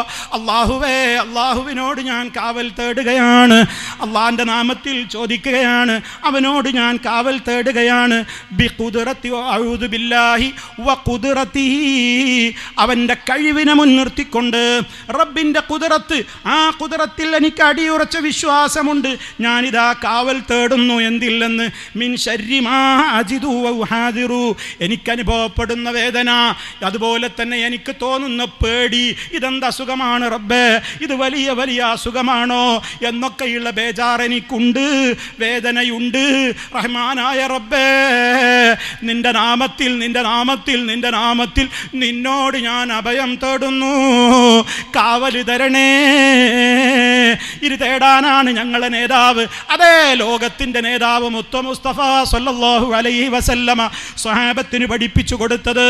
അതല്ലാതെ വേദനയുണ്ട് നബിയേ എന്ന് പറഞ്ഞ് അള്ളാഹിൻ്റെ റസൂലിനോട് വന്ന് പറഞ്ഞപ്പോൾ, നിൻ്റെ വീടിൻ്റെ കക്കൂസ് ഞാനൊന്ന് കാണട്ടെ, ബെഡ്റൂം ഒന്ന് കാണട്ടെ, അടുക്കള എവിടെയാണെന്നൊന്ന് കാണട്ടെ, ഞാനൊന്ന് വന്ന് സ്ഥാനമൊക്കെ ഒന്ന് നോക്കട്ടെ എന്ന് മുത്തു മുസ്തഫ പഠിപ്പിച്ചവർ ചരിത്രത്തിൻ്റെ ശകലം കാണിക്കാമോ? മുത്തു മുസ്തഫയുടെ ചര്യയാണ് നമുക്ക് ഏറ്റവും വലുത്. അതുകൊണ്ട് ഇത്തരത്തിലുള്ള ആളുകളെ സൂക്ഷിക്കണമെന്നാണ് ഓർമ്മപ്പെടുത്തുവാനുള്ളത്. അതുപോലെ തന്നെ രോഗിയുടെ സമീപത്ത് ചെല്ലുമ്പോൾ നമ്മൾ തേടുന്നത് അള്ളാഹുവിനോടാണ്.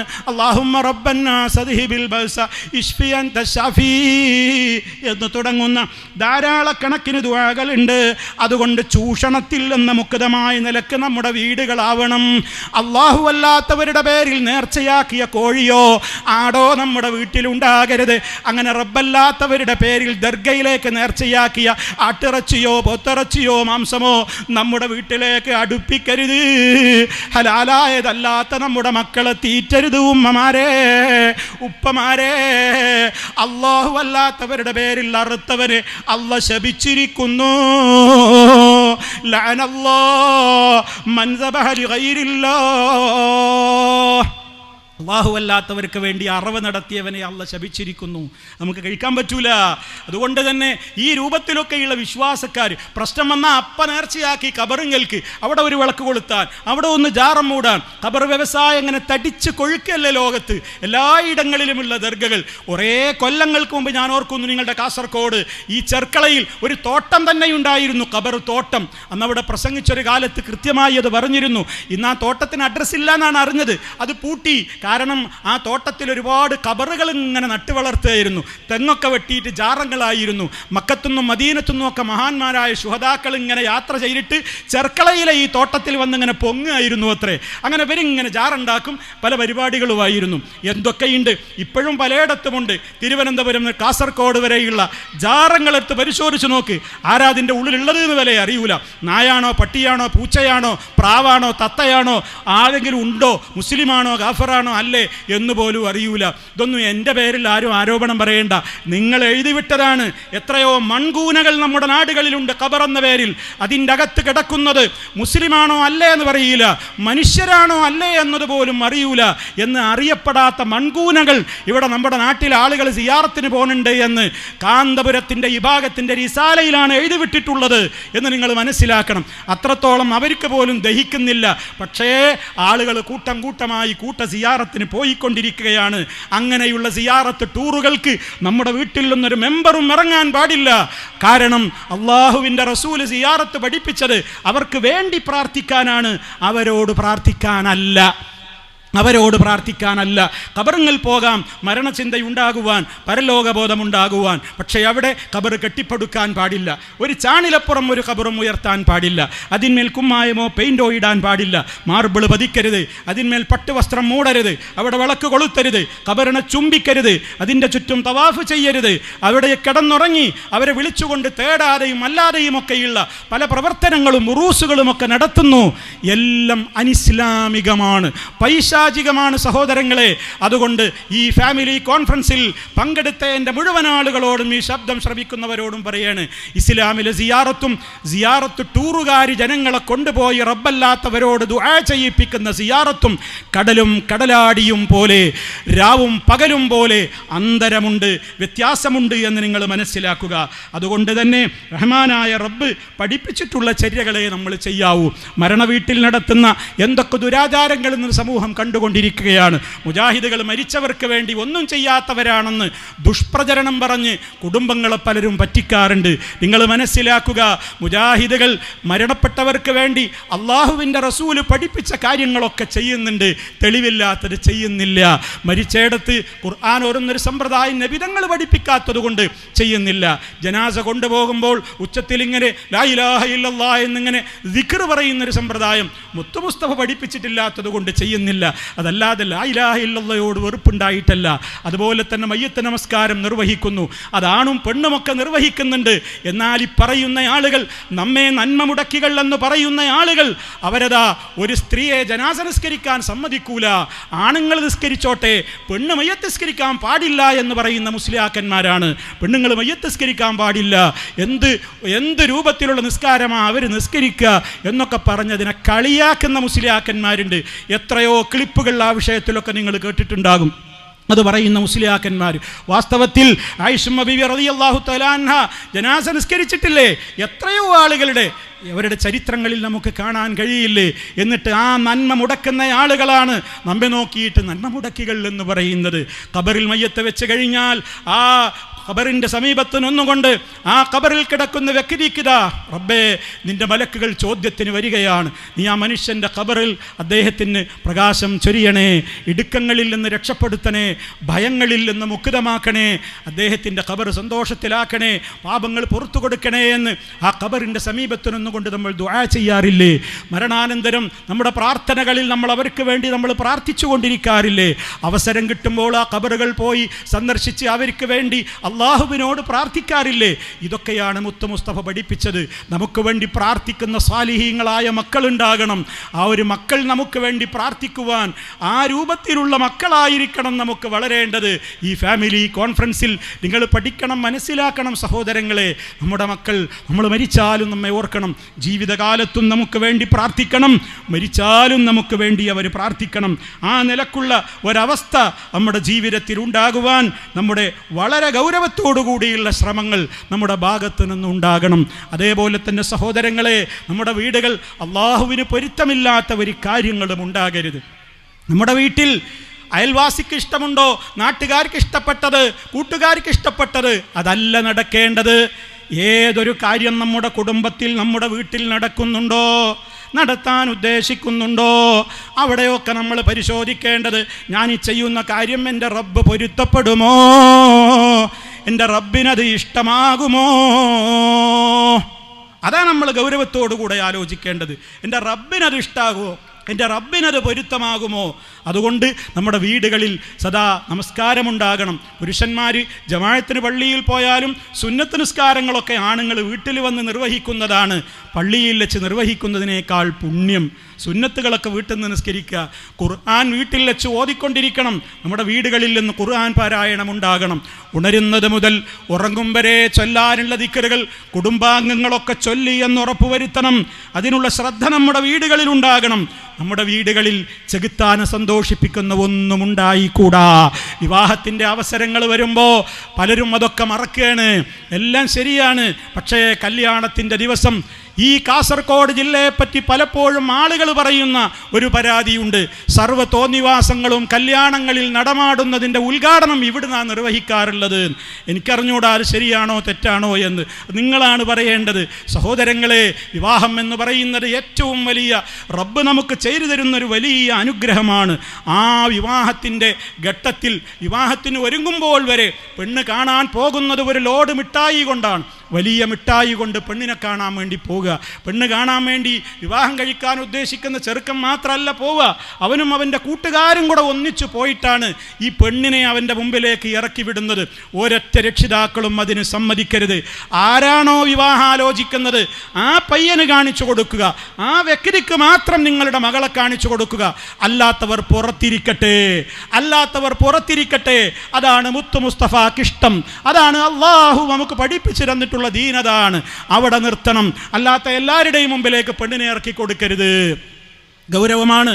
അതേപോലെ തന്നെ വിവാഹത്തിൻ്റെ ഒക്കെ കണ്ടൊക്കെ പെണ്ണൊക്കെ ഇഷ്ടമായി കഴിഞ്ഞു എന്ന് കണ്ടാൽ പിന്നെ ഒരു ഉറപ്പിക്കാൻ പോകലുണ്ട്.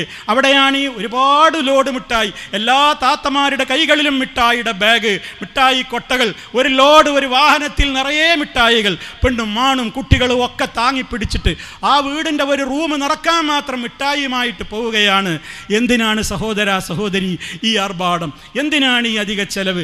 എന്നിട്ടോ അതിൻ്റെ കൂട്ടത്തിൽ ഒരു സിമ്മ് കൊടുക്കും, കാണാതെ കണ്ടിട്ടും കൊടുക്കും, മൊബൈലും കൊടുത്തു, സിമ്മും കൊടുത്തു. പെണ്ണ് ഇവൻ്റേതായി എന്നാ ധാരണ. നിക്കാഹ് കഴിയാതെ എടോ നിൻ്റെ പെണ്ണല്ലാതെ, അവൾ അന്യ പെണ്ണാണ്. പിന്നെ അത് മുതൽക്ക് അവളോട് ചാറ്റിങ്ങായി, അവളോട് സംസാരങ്ങളായി. പലപ്പോഴും ഇവൻ്റെ ശരിയായ സ്വഭാവം ഇവൻ്റെ ചാറ്റിങ്ങിലൂടെ മനസ്സിലായപ്പോൾ ചില പെൺകുട്ടികളൊക്കെ ആ വിവാഹം വേണ്ടാന്ന് വെച്ചിട്ടുണ്ട്. ഈ വിധത്തിലൊക്കെയുള്ള കാര്യങ്ങൾ ഈ സമൂഹത്തിൽ നടക്കുന്നുണ്ട്. രക്ഷിതാക്കളെ വളരെ ജാഗ്രത കാണിക്കണം. അവിടെയൊന്നും നിങ്ങൾ പറഞ്ഞു മാറി നിൽക്കരുത്. നിങ്ങൾ പറയാണ് ന്യൂ ജനറേഷൻ അല്ലേ, ഫ്രീക്കന്മാരുടെ കാലമല്ലേ, അത് പറഞ്ഞു മാറി നിൽക്കേണ്ടവരാണോ ഉമ്മ ഉപ്പ? നിങ്ങളല്ലേ ചെലവിന് കൊടുക്കുന്നത്, നിങ്ങളല്ലേ അവിടെ ആ കല്യാണം നടത്തുന്നത്. അത് മറ്റുള്ളവർക്ക് വിട്ടുകൊടുക്കുവാനുള്ള വേദികളല്ല. കല്യാണത്തിൻ്റെ തലേന്നും അതിൻ്റെ തലേന്നുമൊക്കെ ഹൽദി എന്ന പേരിലും അതുപോലെ തന്നെ മെഹന്തി എന്ന പേരിൽ മൈലാഞ്ചി കല്യാണവും ഹൽദി എന്ന പേരിൽ മഞ്ഞക്കല്യാണവും പിന്നീട് അങ്ങോട്ട് ചെറുക്കം വരുമ്പോൾ പടക്കം പൊട്ടിക്കലും JCBയിൽ ചെക്കനെ കൊണ്ടുവരലും കുതിരപ്പുറത്ത് കൊണ്ടുവരലും അതുപോലെ തന്നെ കേക്ക് കക്കൂസിൻ്റെ മോഡൽ കേക്ക് ഉണ്ടാക്കി തീറ്റിക്കലും അതുപോലെ തന്നെ ഏതെല്ലാം മോശപ്പെട്ട വിധത്തിൽ ശവപ്പെട്ടിയിൽ വരെ പുതുമളവാളം പെണ്ണിൻ്റെ വീട്ടിലേക്ക് യാത്ര പോയ നാടാണ് കേരളം എന്ന് നിങ്ങൾ മനസ്സിലാക്കണം. ഇത്ര വൃത്തികെട്ട സംസ്കാരം ഈ സമൂഹത്തിൽ നടക്കുമ്പോൾ മുസ്ലിയാക്കന്മാർ അവിടെ പോയിട്ട് നിക്കാഹ് ചെയ്ത് കൊടുക്കാൻ പോകുകയാണ്. മഹല്ല് കമ്മിറ്റികളെ നിങ്ങൾ ജാഗ്രത പാലിക്കണം. അത്തരം തോന്നിവാസങ്ങൾ ഉണ്ടെങ്കിൽ അവിടേക്ക് നിക്കാഹിന് ഞങ്ങൾ വരില്ലെന്ന് പറയാനുള്ള ആർജവം കാണിക്കണം. നിങ്ങൾ അല്ലാഹു അല്ലാത്തവരെ വിളിച്ചു പ്രാർത്ഥിക്കാൻ പാടില്ല എന്ന് പറഞ്ഞതിൻ്റെ പേരിൽ മക്ബറ വിലങ്ങുന്ന നിങ്ങൾ, വീടുകൾ വിലങ്ങുന്ന നിങ്ങൾ, ഇത്തരം ജാഗ്രതയുള്ള ഇത്തരം മോശപ്പെട്ട കാര്യങ്ങൾ ചെയ്യുന്ന ആളുകൾക്കെതിരെയാണ് നിങ്ങളുടെ ഊറ്റം കാണിക്കേണ്ടത്. റബ്ബിനിഷ്ടമില്ലാത്ത, അള്ളാഹുവിൻ്റെ റസൂല് കഠിനമായി വെറുത്തിട്ടുള്ള കാര്യങ്ങളാണ് ഈ വിവാഹത്തിൻ്റെ ദിവസം നടക്കുന്നത് മുഴുവനും. തോന്നിവാസങ്ങൾ, മദ്യക്കുപ്പികൾ പൊട്ടിക്കലുകൾ, വെടിപൊട്ടിക്കലുകൾ, അതേപോലെയുള്ള മണിയറകളിൽ കയറിയിട്ടത് വൃത്തികേടാക്കൽ, അവിടെ കേടുപാടുകൾ വരുത്തൽ, എന്തെന്ത് രൂപത്തിലുള്ള കാര്യങ്ങളാണ്. സ്റ്റേജ് ഷോകൾ, പെണ്ണിനെ അണിയിച്ചൊരുക്കി പല്ലക്കിൽ അണിയിച്ചൊരുക്കി കൊണ്ടുവരൽ, ഇപ്പോൾ വലിയ രഥത്തിലേറ്റി കൊണ്ടുവരലും തുടങ്ങിയിട്ടുണ്ടെന്ന് കേൾക്കുന്നു. അള്ളാഹു കാക്കട്ടെ. നിങ്ങൾ എന്ത് പറഞ്ഞാലും ഞങ്ങൾ അതിൻ്റെ അത്തരട്ടി ചെയ്യുമെന്നാണ് പറയുന്നത്. കുഴപ്പമൊന്നുമില്ല, പരലോകത്ത് വെച്ച് കാണാമെന്നേ പറയാനുള്ളൂ. ഞങ്ങൾക്കൊരു നിവൃത്തിയില്ല. ഇവിടെ പട്ടാളവും പോലീസും ഒന്നുമില്ല. ആർക്കും എന്തു ചെയ്യാൻ സ്വാതന്ത്ര്യമുണ്ട്. പക്ഷേ വദക്കിർ, ഉത്ബോധനം നടത്തൂ നബിയെ. ഫഇന്ന ദിക്റ, തീർച്ചയായും ഉത്ബോധനങ്ങളൊക്കെ തൻഫഉൽ മുഅ്മിനീൻ, ഈമാനുള്ളവർക്ക് പ്രയോജനം ചെയ്യും. ഖബറിലാണ് കിടക്കുമ്പോൾ 3 കഷ്ണം തുണിയിൽ അങ്ങ് മുഴുവൻ പുതപ്പിച്ച് ഖബറിലേക്ക് അങ്ങ് കൊണ്ടുപോയി വെച്ചാൽ ഈ പാർട്ടിക്കാരും ഗ്രൂപ്പുകാരും ആവേശത്തുള്ളിക്കാൻ വേണ്ടി ആവേശത്തോടെ കൂടിയ ചെറുപ്പക്കാരികളൊന്നും അവിടെ കാണൂല. ഒറ്റക്കേ ഖബറിലുണ്ടാവുകയുള്ളൂ. ആ ബോധമുള്ളവരോടാണ് ഈ പറയുന്നത്. തോന്നിവാസങ്ങൾ ചെയ്യരുത്. അവിടെ ഫോട്ടോഷൂട്ടുകൾ നടക്കുകയാണ്. സ്റ്റേജിൽ നിന്റെ മോളെ പ്രദർശിപ്പിക്കുന്ന ഉപ്പ, സ്റ്റേജിലേക്ക് എന്തിനാണ് നിങ്ങൾ പെൺകുട്ടിയെ കയറ്റി അവിടെ പ്രദർശിപ്പിക്കുന്നത്? അവളെയും ആ ചെക്കനെയും ആ സ്റ്റേജിലിരുത്തി ആണും പെണ്ണും ഒന്നിച്ച് ഇടകലർന്ന് ഫോട്ടോഷൂട്ടുകളും, അതുപോലെ തന്നെ അവിടെ വരുന്ന സ്ത്രീകളുടെ വേഷം എന്താണ്? റബ്ബ് ഇഷ്ടപ്പെടുന്ന വേഷമാണോ? അള്ളാഹു ഇഷ്ടപ്പെടുന്ന വേഷമാണോ? റബ്ബിന് പൊരുത്തമുള്ള വേഷമാണോ? നിങ്ങൾ ചോദിക്ക്, നിങ്ങൾ ചിന്തിക്ക്. എന്തിന്?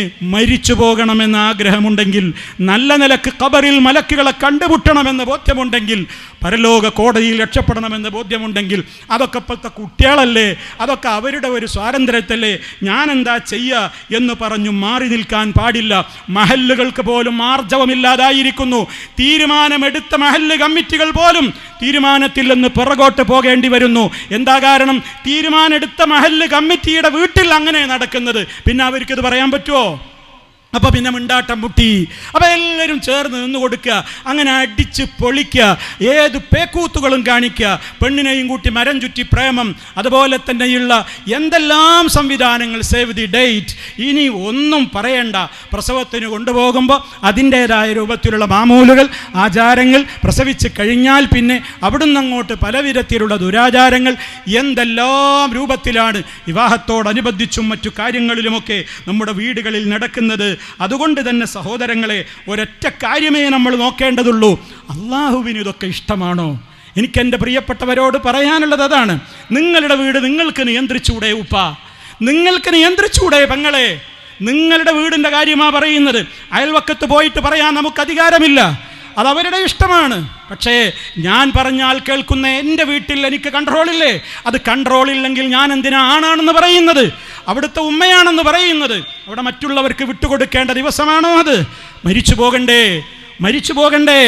അവിടെ ഇസ്ലാമിൽ അള്ളാഹു വെറുത്തിട്ടുള്ള സ്വർഗത്തിൻ്റെ മണം പോലും പെണ്ണെ നീ ആസ്വദിക്കുകയില്ലെന്ന് പറഞ്ഞ വേഷവിധാനവുമായി തുള്ളിച്ചാടി ചില പാട്ടുകളും മ്യൂസിക്കുകളും ഒക്കെ വെച്ചിട്ട് ബ്രേക്ക് ഡാൻസും തുള്ളിയിട്ട് പെണ്ണിനെയും കൊണ്ടിങ്ങനെ പല്ലക്കും കുലുക്കിയിട്ട് സ്റ്റേജിലേക്ക് വരുന്ന പെണ്ണിൻ്റെ മുഖത്തിനുള്ള മുഖം മൂടിയൊക്കെ നീക്കി പരസ്യമായി ആണുങ്ങളുടെ മുമ്പിലേക്ക് അവരുടെ കണ്ണുകൾ കൊണ്ട് കൊത്തിവലിക്കാൻ ഇട്ടുകൊടുക്കുന്ന ഉമ്മ, പെങ്ങളെ, ഉപ്പ, സഹോദര, മരിച്ചു പോകണം. പരലോക കോടതിയിൽ ഈ വാക്കുകൾ സാക്ഷിയായിരിക്കും. നിങ്ങൾ എന്ത് വിചാരിച്ചിട്ടും പ്രയോജനമില്ല, ഞാൻ എന്ത് വിചാരിച്ചിട്ടും കാര്യമില്ല. അള്ളാഹു വിചാരിക്കണം. റഹ്മാനായ റബ്ബിനോട് തേടുക, എൻ്റെ വീട്ടിൽ റബ്ബേ നിനക്കിഷ്ടമില്ലാത്തതൊന്നും ചെയ്യരുത്, ഉണ്ടാകരുത്. അതല്ലേ ഉമ്മ ഉപ്പ നമ്മൾ കൈകെട്ടിയാ എന്താ അള്ളാഹിനോട് 5 നേരം പറയുന്നത്? റബ്ബേ നിനക്കിഷ്ടമില്ലാത്തത് ഞാൻ ചെയ്യൂല.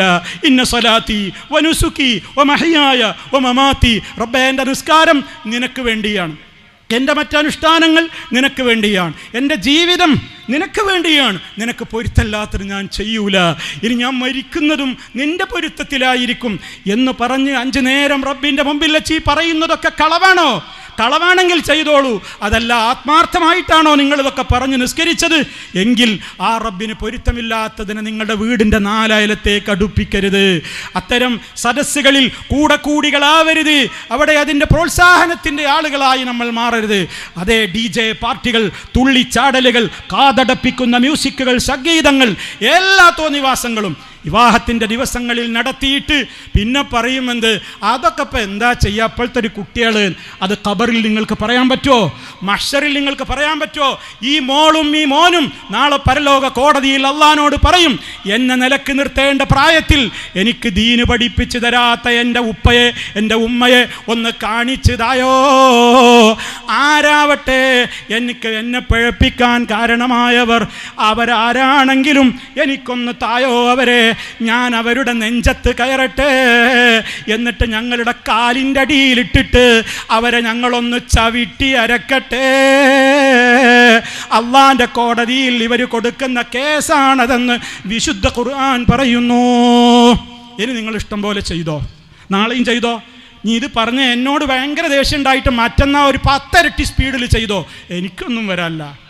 ഞാൻ ആത്മാർത്ഥതയോടെ പറഞ്ഞിട്ടുണ്ടെങ്കിൽ എനിക്കെൻ്റെ റബ്ബ് പ്രതിഫലം തരും. നിങ്ങൾ കേട്ടാൽ നിങ്ങൾക്ക് നല്ലത്, നിങ്ങൾ കേൾക്കണം എന്ന ആഗ്രഹത്തോടെ, കേൾക്കുമെന്ന പ്രതീക്ഷയോടെയാണ് പറയുന്നത്. ഇങ്ങനെ പറഞ്ഞതുകൊണ്ട് ഒരുപാട് മാറ്റങ്ങളുണ്ട്.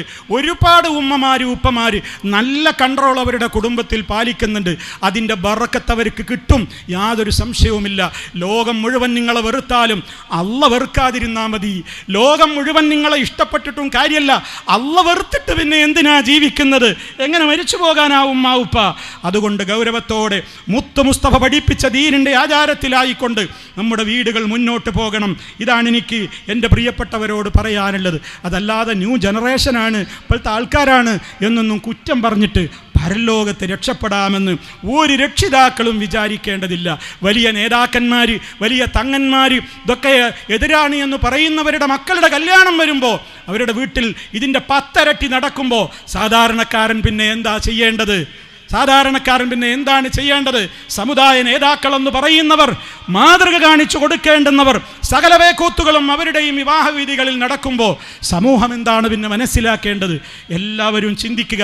ആരെയും കുറ്റപ്പെടുത്താനല്ല, ഞാൻ നന്നാവാൻ, എൻ്റെ പ്രിയപ്പെട്ടവർ നന്നാവാൻ, നമുക്ക് പരലോകത്ത് കുടുംബസമേതം സ്വർഗത്തിലെത്താൻ വേണ്ടിയുള്ള ആഗ്രഹത്തോടെയാണ് ഈ പറയുന്നത് എന്ന് നമ്മൾ മനസ്സിലാക്കുക.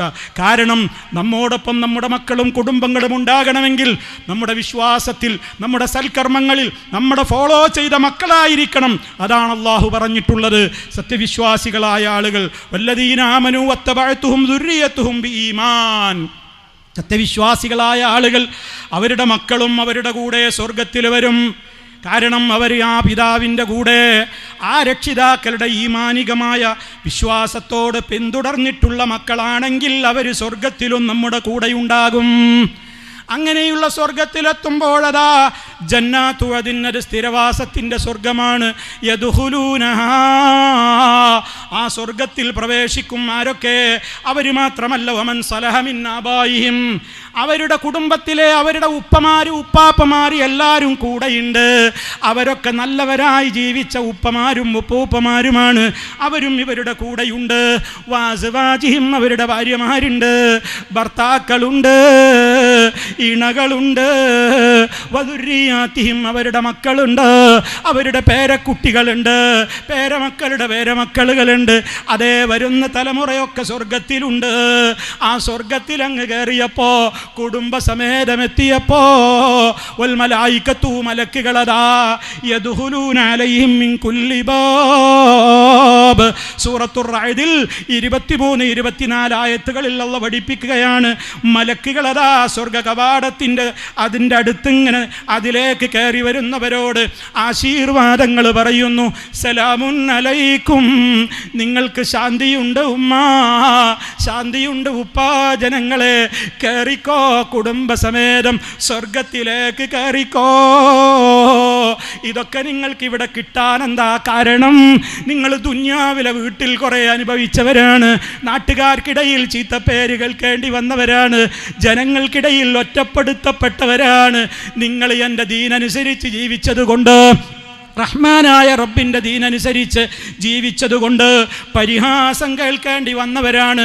അപ്പോഴൊക്കെ നിങ്ങൾ ഏറെ സഹിച്ചില്ലേ? എനിക്ക് വേണ്ടി സഹിച്ചില്ലേ? റബ്ബിന് വേണ്ടി അതൊക്കെ സഹിച്ചില്ലേ?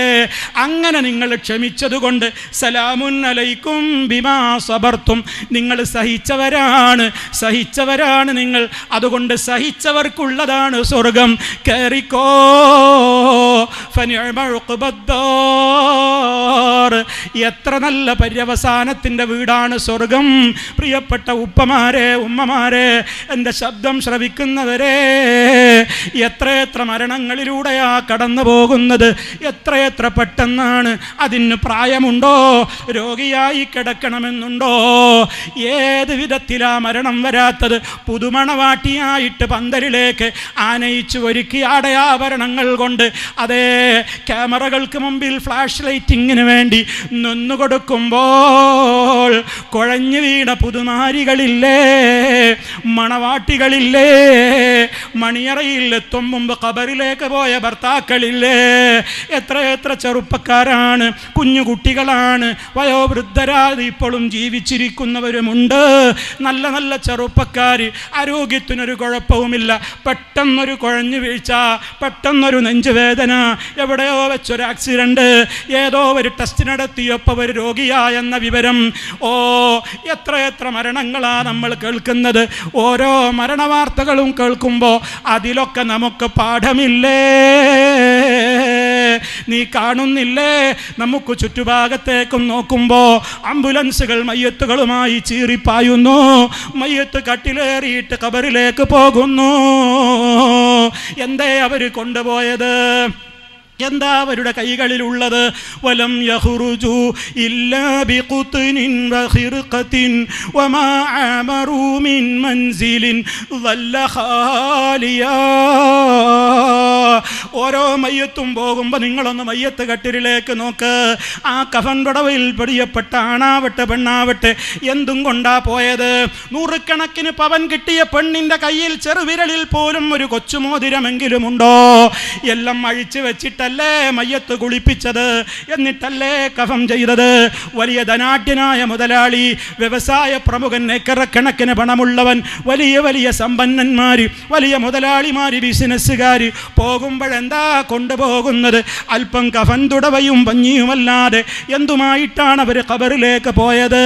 അവരെന്നിട്ട് അവരുണ്ടാക്കിയ വീട് അവിടെ ബാക്കിയല്ലേ? ആ വീട്ടിൽ കയറി ഒന്ന് താമസിക്കാൻ പോലും അവസരം കിട്ടാതെ മരിച്ചു പോയവരില്ലേ? പോലുമില്ലേ? പ്രവാസ ലോകത്ത് ചോര നീരാക്കിയെടുത്ത വീട്ടിലേക്ക് വർഷങ്ങൾ കഴിഞ്ഞൊന്ന് തിരിച്ചെത്തിയിട്ട് ഹൗസ് വാമിങ് നടക്കുന്നതിൻ്റെ മുമ്പേ മയ്യത്ത് വീട്ടിലേക്ക് പോലും കയറ്റണ്ടാന്ന് ബന്ധുക്കൾക്ക് അഭിപ്രായം.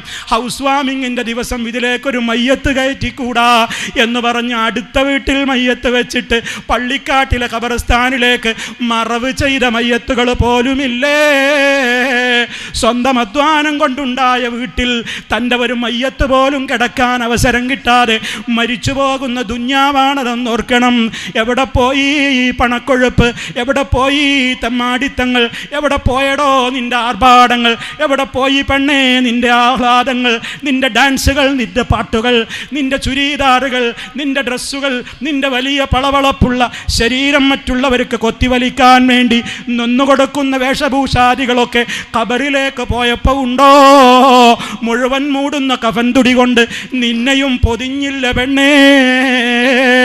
അതേ 3 ദിവസമാകുമ്പോഴേക്ക് ബുട്ട പൊട്ടിയൊലിക്കും പോലെ കണ്ണ് ചെയ്യുകയാണ്, കവളിൽ പുഴുക്കൾ നിറയുന്നു, വയറ് പൊട്ടിയൊലിക്കുന്നു.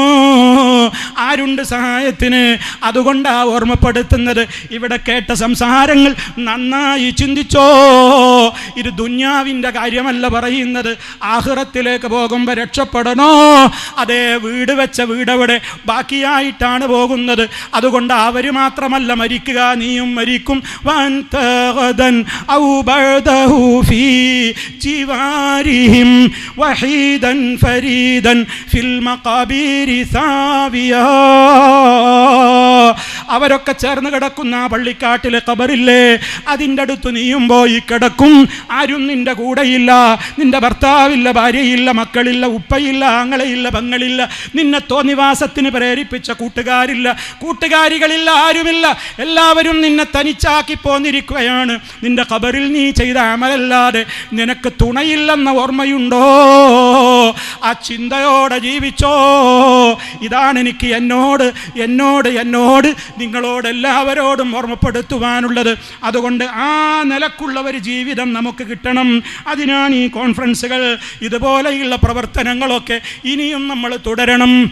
ഈ സത്യം കേൾക്കാത്ത ആളുകൾക്ക് ഈ ശബ്ദം നിങ്ങൾ എത്തിച്ചു കൊടുക്കണം. തീർന്നില്ല, നമ്മുടെയൊക്കെ നാടുകളിൽ, ഈ കാസർഗോഡ് ജില്ലയുടെ ഒരുപാട് മുക്കമൂലകളിൽ തൗഹീദിൻ്റെ ശബ്ദം മലയടിക്കണം. നമ്മുടെ പ്രവർത്തനങ്ങൾക്ക് തുടർച്ചയുണ്ടാകണം. ഒരു സമ്മേളനം കഴിഞ്ഞാൽ നമുക്ക് വിശ്രമമില്ല. അടുത്തത് പിന്നെയും നമ്മുടെ നാടുകളിൽ പ്രവർത്തനങ്ങളാണ്. ഖുർആൻ ക്ലാസ്സുകൾക്ക് നമ്മൾ എത്തണം, ഹദീസ് ക്ലാസ്സുകൾക്ക് നമ്മൾ എത്തണം. ശാഖകൾ തോറും സമ്മേളനങ്ങൾ നടക്കണം, മീറ്റിങ്ങുകൾ നടക്കണം. മഹല്ല് കേന്ദ്രീകരിച്ച് കൊണ്ട് സമ്മേളനങ്ങൾ നടത്തണം. ഇസ്ലാമിലെ കൃത്യമായ വിശ്വാസത്തെ തകർക്കാൻ വേണ്ടി ലിബറലുകളായിക്കൊണ്ട് രംഗത്ത് വരുന്ന നിരീശ്വരവാദികളെ തുരത്തണമെങ്കിൽ ആദർശം പഠിക്കണേ. അതുകൊണ്ട് ഈ ദീനെന്ന് പറയുന്നത് നാളെ ഒന്ന് വേറെ ഉണ്ടാക്കാനുള്ളതാണെന്ന് പറഞ്ഞ് മതത്തെ ഇങ്ങനെ പരിഷ്കരിക്കണം എന്ന് പറയുന്ന പരിഷ്കരണവാദികളായി ചിലരൊക്കെ രംഗത്ത് വരുമ്പോൾ ഈ മതം അത് പരിഷ്കരിക്കാനുള്ളതല്ല, അത് അള്ളാഹു അവൻ്റെ റസൂലിലൂടെ പഠിപ്പിച്ച ദീനാണ് എന്ന് കൃത്യമായി സമൂഹത്തോട് പറയാനുള്ള ഡയലോഗുകൾ വരെ നമ്മൾ സംഘടിപ്പിക്കുന്നുണ്ട്. ഈ മെയ് 19 ഒരു ഡയലോഗ് വരുന്നുണ്ട്. പരിഷ്കരിക്കാത്ത മതം എന്ന പേരിൽ നിങ്ങളത് ശ്രവിക്കണം. നിങ്ങളുടെ മക്കളെ നിങ്ങൾ CRE ക്ലാസ്സുകളിൽ കൃത്യമായി പഠിപ്പിച്ചു പറഞ്ഞേക്കണം. സ്റ്റുഡൻസിനായാലും വിമൻസിനായാലും വലിയവർക്കാണെങ്കിലും മുതിർന്നവർക്കാണെങ്കിലും കുട്ടികൾക്കാണെങ്കിലും മദ്രസ പഠനത്തിനും അതുപോലെ തന്നെ വയോജന വിദ്യാഭ്യാസത്തിനുമൊക്കെ എമ്പാടും സൗകര്യങ്ങൾ പീസ് റേഡിയോയിലൂടെയും അല്ലാതെയും നേർവഴികളായും അല്ലാതെയും നേർപദത്തിലൂടെയും അല്ലാതെയും പ്രഭാഷണങ്ങളായും യൂട്യൂബിലൂടെ ഈ ഉള്ളവൻ്റെ യൂട്യൂബിലൂടെയുള്ള ഒട്ടേറെ പ്രഭാഷണങ്ങളുണ്ട്, ക്ലാസ്സുകളുണ്ട്, പലരുടേതുമുണ്ട്. സൗകര്യം പോലെ വിഷയങ്ങൾ നിങ്ങൾ പഠിക്കണം. പഠനത്തിന് തുടർച്ചയുണ്ടാകണം. കൃത്യമായി തന്നെ നമ്മൾ ആ വിധത്തിൽ ജീവിച്ചുകൊണ്ട് മരിച്ചാലല്ലാതെ രക്ഷപ്പെടൂല. ഇത് ഗൗരവത്തോടെ ഞാൻ എന്നോടും നിങ്ങളോടും ഓർമ്മപ്പെടുത്തുന്നു. പ്രയാസങ്ങളുള്ളവരെ നമ്മുടെ ദുആകളിൽ മറക്കരുത്. ആർക്ക് വേണ്ടി നമ്മൾ പ്രാർത്ഥിക്കുന്നുവോ അവരുടെ മുമ്പിൽ, അവർ നമ്മുടെ മുമ്പിൽ ഇല്ലെങ്കിലും അവരുടെയൊക്കെ അസാന്നിധ്യത്തിൽ നമ്മൾ അവർക്ക് വേണ്ടി പ്രാർത്ഥിക്കുമ്പോൾ മലക്കുകൾ ആമീൻ പറയുന്നുണ്ട്. അവർ നിനക്കും അതുപോലെ റബ്ബ് സഹായം തരട്ടെ എന്ന് പറയുന്നുണ്ട്. അതുകൊണ്ട് നമ്മൾ മറ്റുള്ളവർക്ക് വേണ്ടിയുള്ള ദുആകൾ നമ്മൾ മറന്നു പോകരുത്. നമുക്ക് വേണ്ടി പ്രാർത്ഥിക്കുമ്പോൾ ജീവിച്ചിരിക്കുന്നവരാകട്ടെ അല്ലാത്തവരാകട്ടെ നമ്മുടെ ഉമ്മാക്ക് വേണ്ടി ഉപ്പാക്ക് വേണ്ടി പ്രാർത്ഥിക്കാൻ മറക്കരുത്. രോഗികൾക്ക് വേണ്ടി പ്രാർത്ഥിക്കാൻ മറക്കരുത്. പ്രയാസമുള്ളവർക്ക് വേണ്ടി പ്രാർത്ഥിക്കാൻ മറക്കരുത്. അതേപോലെ തന്നെ ഫലസ്തീനിലെ ജനങ്ങൾ, കുഞ്ഞുകുട്ടികൾ യതീമുകളായിട്ടുണ്ട്, ഒരുപാട് സ്ത്രീകൾ വിധവകളായിട്ടുണ്ട്, മുറിവേറ്റവരുണ്ട്, വീടില്ലാത്തവരുണ്ട്. കഷ്ടപ്പെടുന്ന ആ പാവങ്ങളെ അവരുടെ വിജയത്തിന് വേണ്ടി റഹ്മാനായ റബ്ബിനോട് പ്രാർത്ഥിക്കുമ്പോൾ നമ്മുടെ പ്രാർത്ഥനയുള്ളവരും കടന്നു വരണം എന്ന് പ്രത്യേകം ഓർമ്മപ്പെടുത്തുന്നു. ഇങ്ങനെ തനിക്ക് രക്ഷപ്പെടണം, അതുപോലെ തൻ്റെ സഹോദരനും രക്ഷപ്പെടണം, അങ്ങനെ സ്വർഗത്തിലെത്തണം, കത്തിയാളുന്ന ജഹന്നമില്ലെന്ന് രക്ഷപ്പെടണം എന്ന ബോധത്തോടെ ജീവിക്കണേ. ഇതാണ് എനിക്ക് എന്നോടും നിങ്ങളോടും പറയാനുള്ളത്. മരിക്കുന്ന നേരത്ത് യഥാർത്ഥ വിശ്വാസത്തിലായി ലാ ഇലാഹ ഇല്ലല്ലാഹ്, അത് ആത്മാർത്ഥമായി അതിൻ്റെ യഥാർത്ഥമായ തത്വത്തിൽ അത് പറയാനും സന്തോഷത്തിൻ്റെ സ്വർഗീയ കാഴ്ചകൾ കാണാനും മലക്കുകൾ പറയുന്ന സന്തോഷത്തിൻ്റെ വാർത്തകൾ കേൾക്കാനുമൊക്കെ ഭാഗ്യം കിട്ടി മരിക്കുന്നവരിൽ റഹ്മാനായ റബ്ബ് നമ്മളെ ഉൾപ്പെടുത്തുമാറാകട്ടെ. അത് ഗൗരവത്തോടെ സഹോദരങ്ങളെ നമ്മൾ മനസ്സിലാക്കണം, നമ്മുടെ പ്രാർത്ഥനയിൽ ഉണ്ടാകണം. ഈ സമ്മേളനം ഇവിടെ ഇത്ര വിജയപ്രദമാക്കുന്നതിൽ പങ്കുവഹിച്ച ആയിരക്കണക്കിന് പ്രവർത്തകന്മാർ, സഹോദരങ്ങൾ, ഈ അത്യുഷ്ണ സമയത്തും ഇവിടെ ക്ഷമയോടെ കാത്തിരുന്നവർ, റഹ്മാനായ റബ്ബേ ഈ വേദി വിട്ട് പിരിയുന്നതിൻ്റെ മുമ്പ് ഞങ്ങളിൽ രോഗികൾക്ക് നീ ശിഫ നൽകണേ, ഞങ്ങളുടെ പ്രയാസങ്ങൾ നീക്കണേ, ഞങ്ങളുടെ മനോവിഷമങ്ങളെ നീ ഇല്ലാതെയാക്കണേ, വിവാഹം നടന്നിട്ടില്ലാത്തവർക്ക് വിവാഹം നടത്തുവാൻ സൗകര്യം കൊടുക്കണേ, റഹ്മാനായ റബ്ബേ കടക്കണിയിൽപ്പെട്ടവരുടെ കടങ്ങളിൽ നിന്ന് മോചനം നൽകണേ, പ്രയാസങ്ങൾ അനുഭവിക്കുന്നവരുണ്ടെങ്കിൽ പ്രയാസങ്ങളിൽ നിന്ന് രക്ഷപ്പെടുത്തണേ റബ്ബേ, മാരക രോഗത്തിന് അടിമപ്പെട്ടവരുണ്ടെങ്കിൽ റബ്ബേ നീ ശിഫ നൽകണമേ, മരണപ്പെട്ടു പോയവരുടെ ഖബറിടം സന്തോഷത്തിലാക്കണേ, മാതാപിതാക്കളോടൊപ്പം മക്കളോടൊപ്പം എല്ലാവരോടൊപ്പം സ്വർഗത്തിലെത്താൻ നീ ഞങ്ങൾക്ക് തൗഫീക്ക് തരണേ. അല്ലാഹുമ്മ തവഫനാ മുസ്ലിമീൻ വഅൽഹിഖ്നാ ബിസ്സാലിഹീൻ. അല്ലാഹുമ്മ സ്വല്ലി അലാ മുഹമ്മദിൻ വഅലാ ആലി മുഹമ്മദ്. ربنا آتنا في الدنيا حسنة وفي الآخرة حسنة وقنا عذاب النار. سبحانك اللهم وبحمدك أشهد أن لا إله إلا أنت أستغفرك وأتوب إليك. السلام عليكم ورحمة الله وبركاته.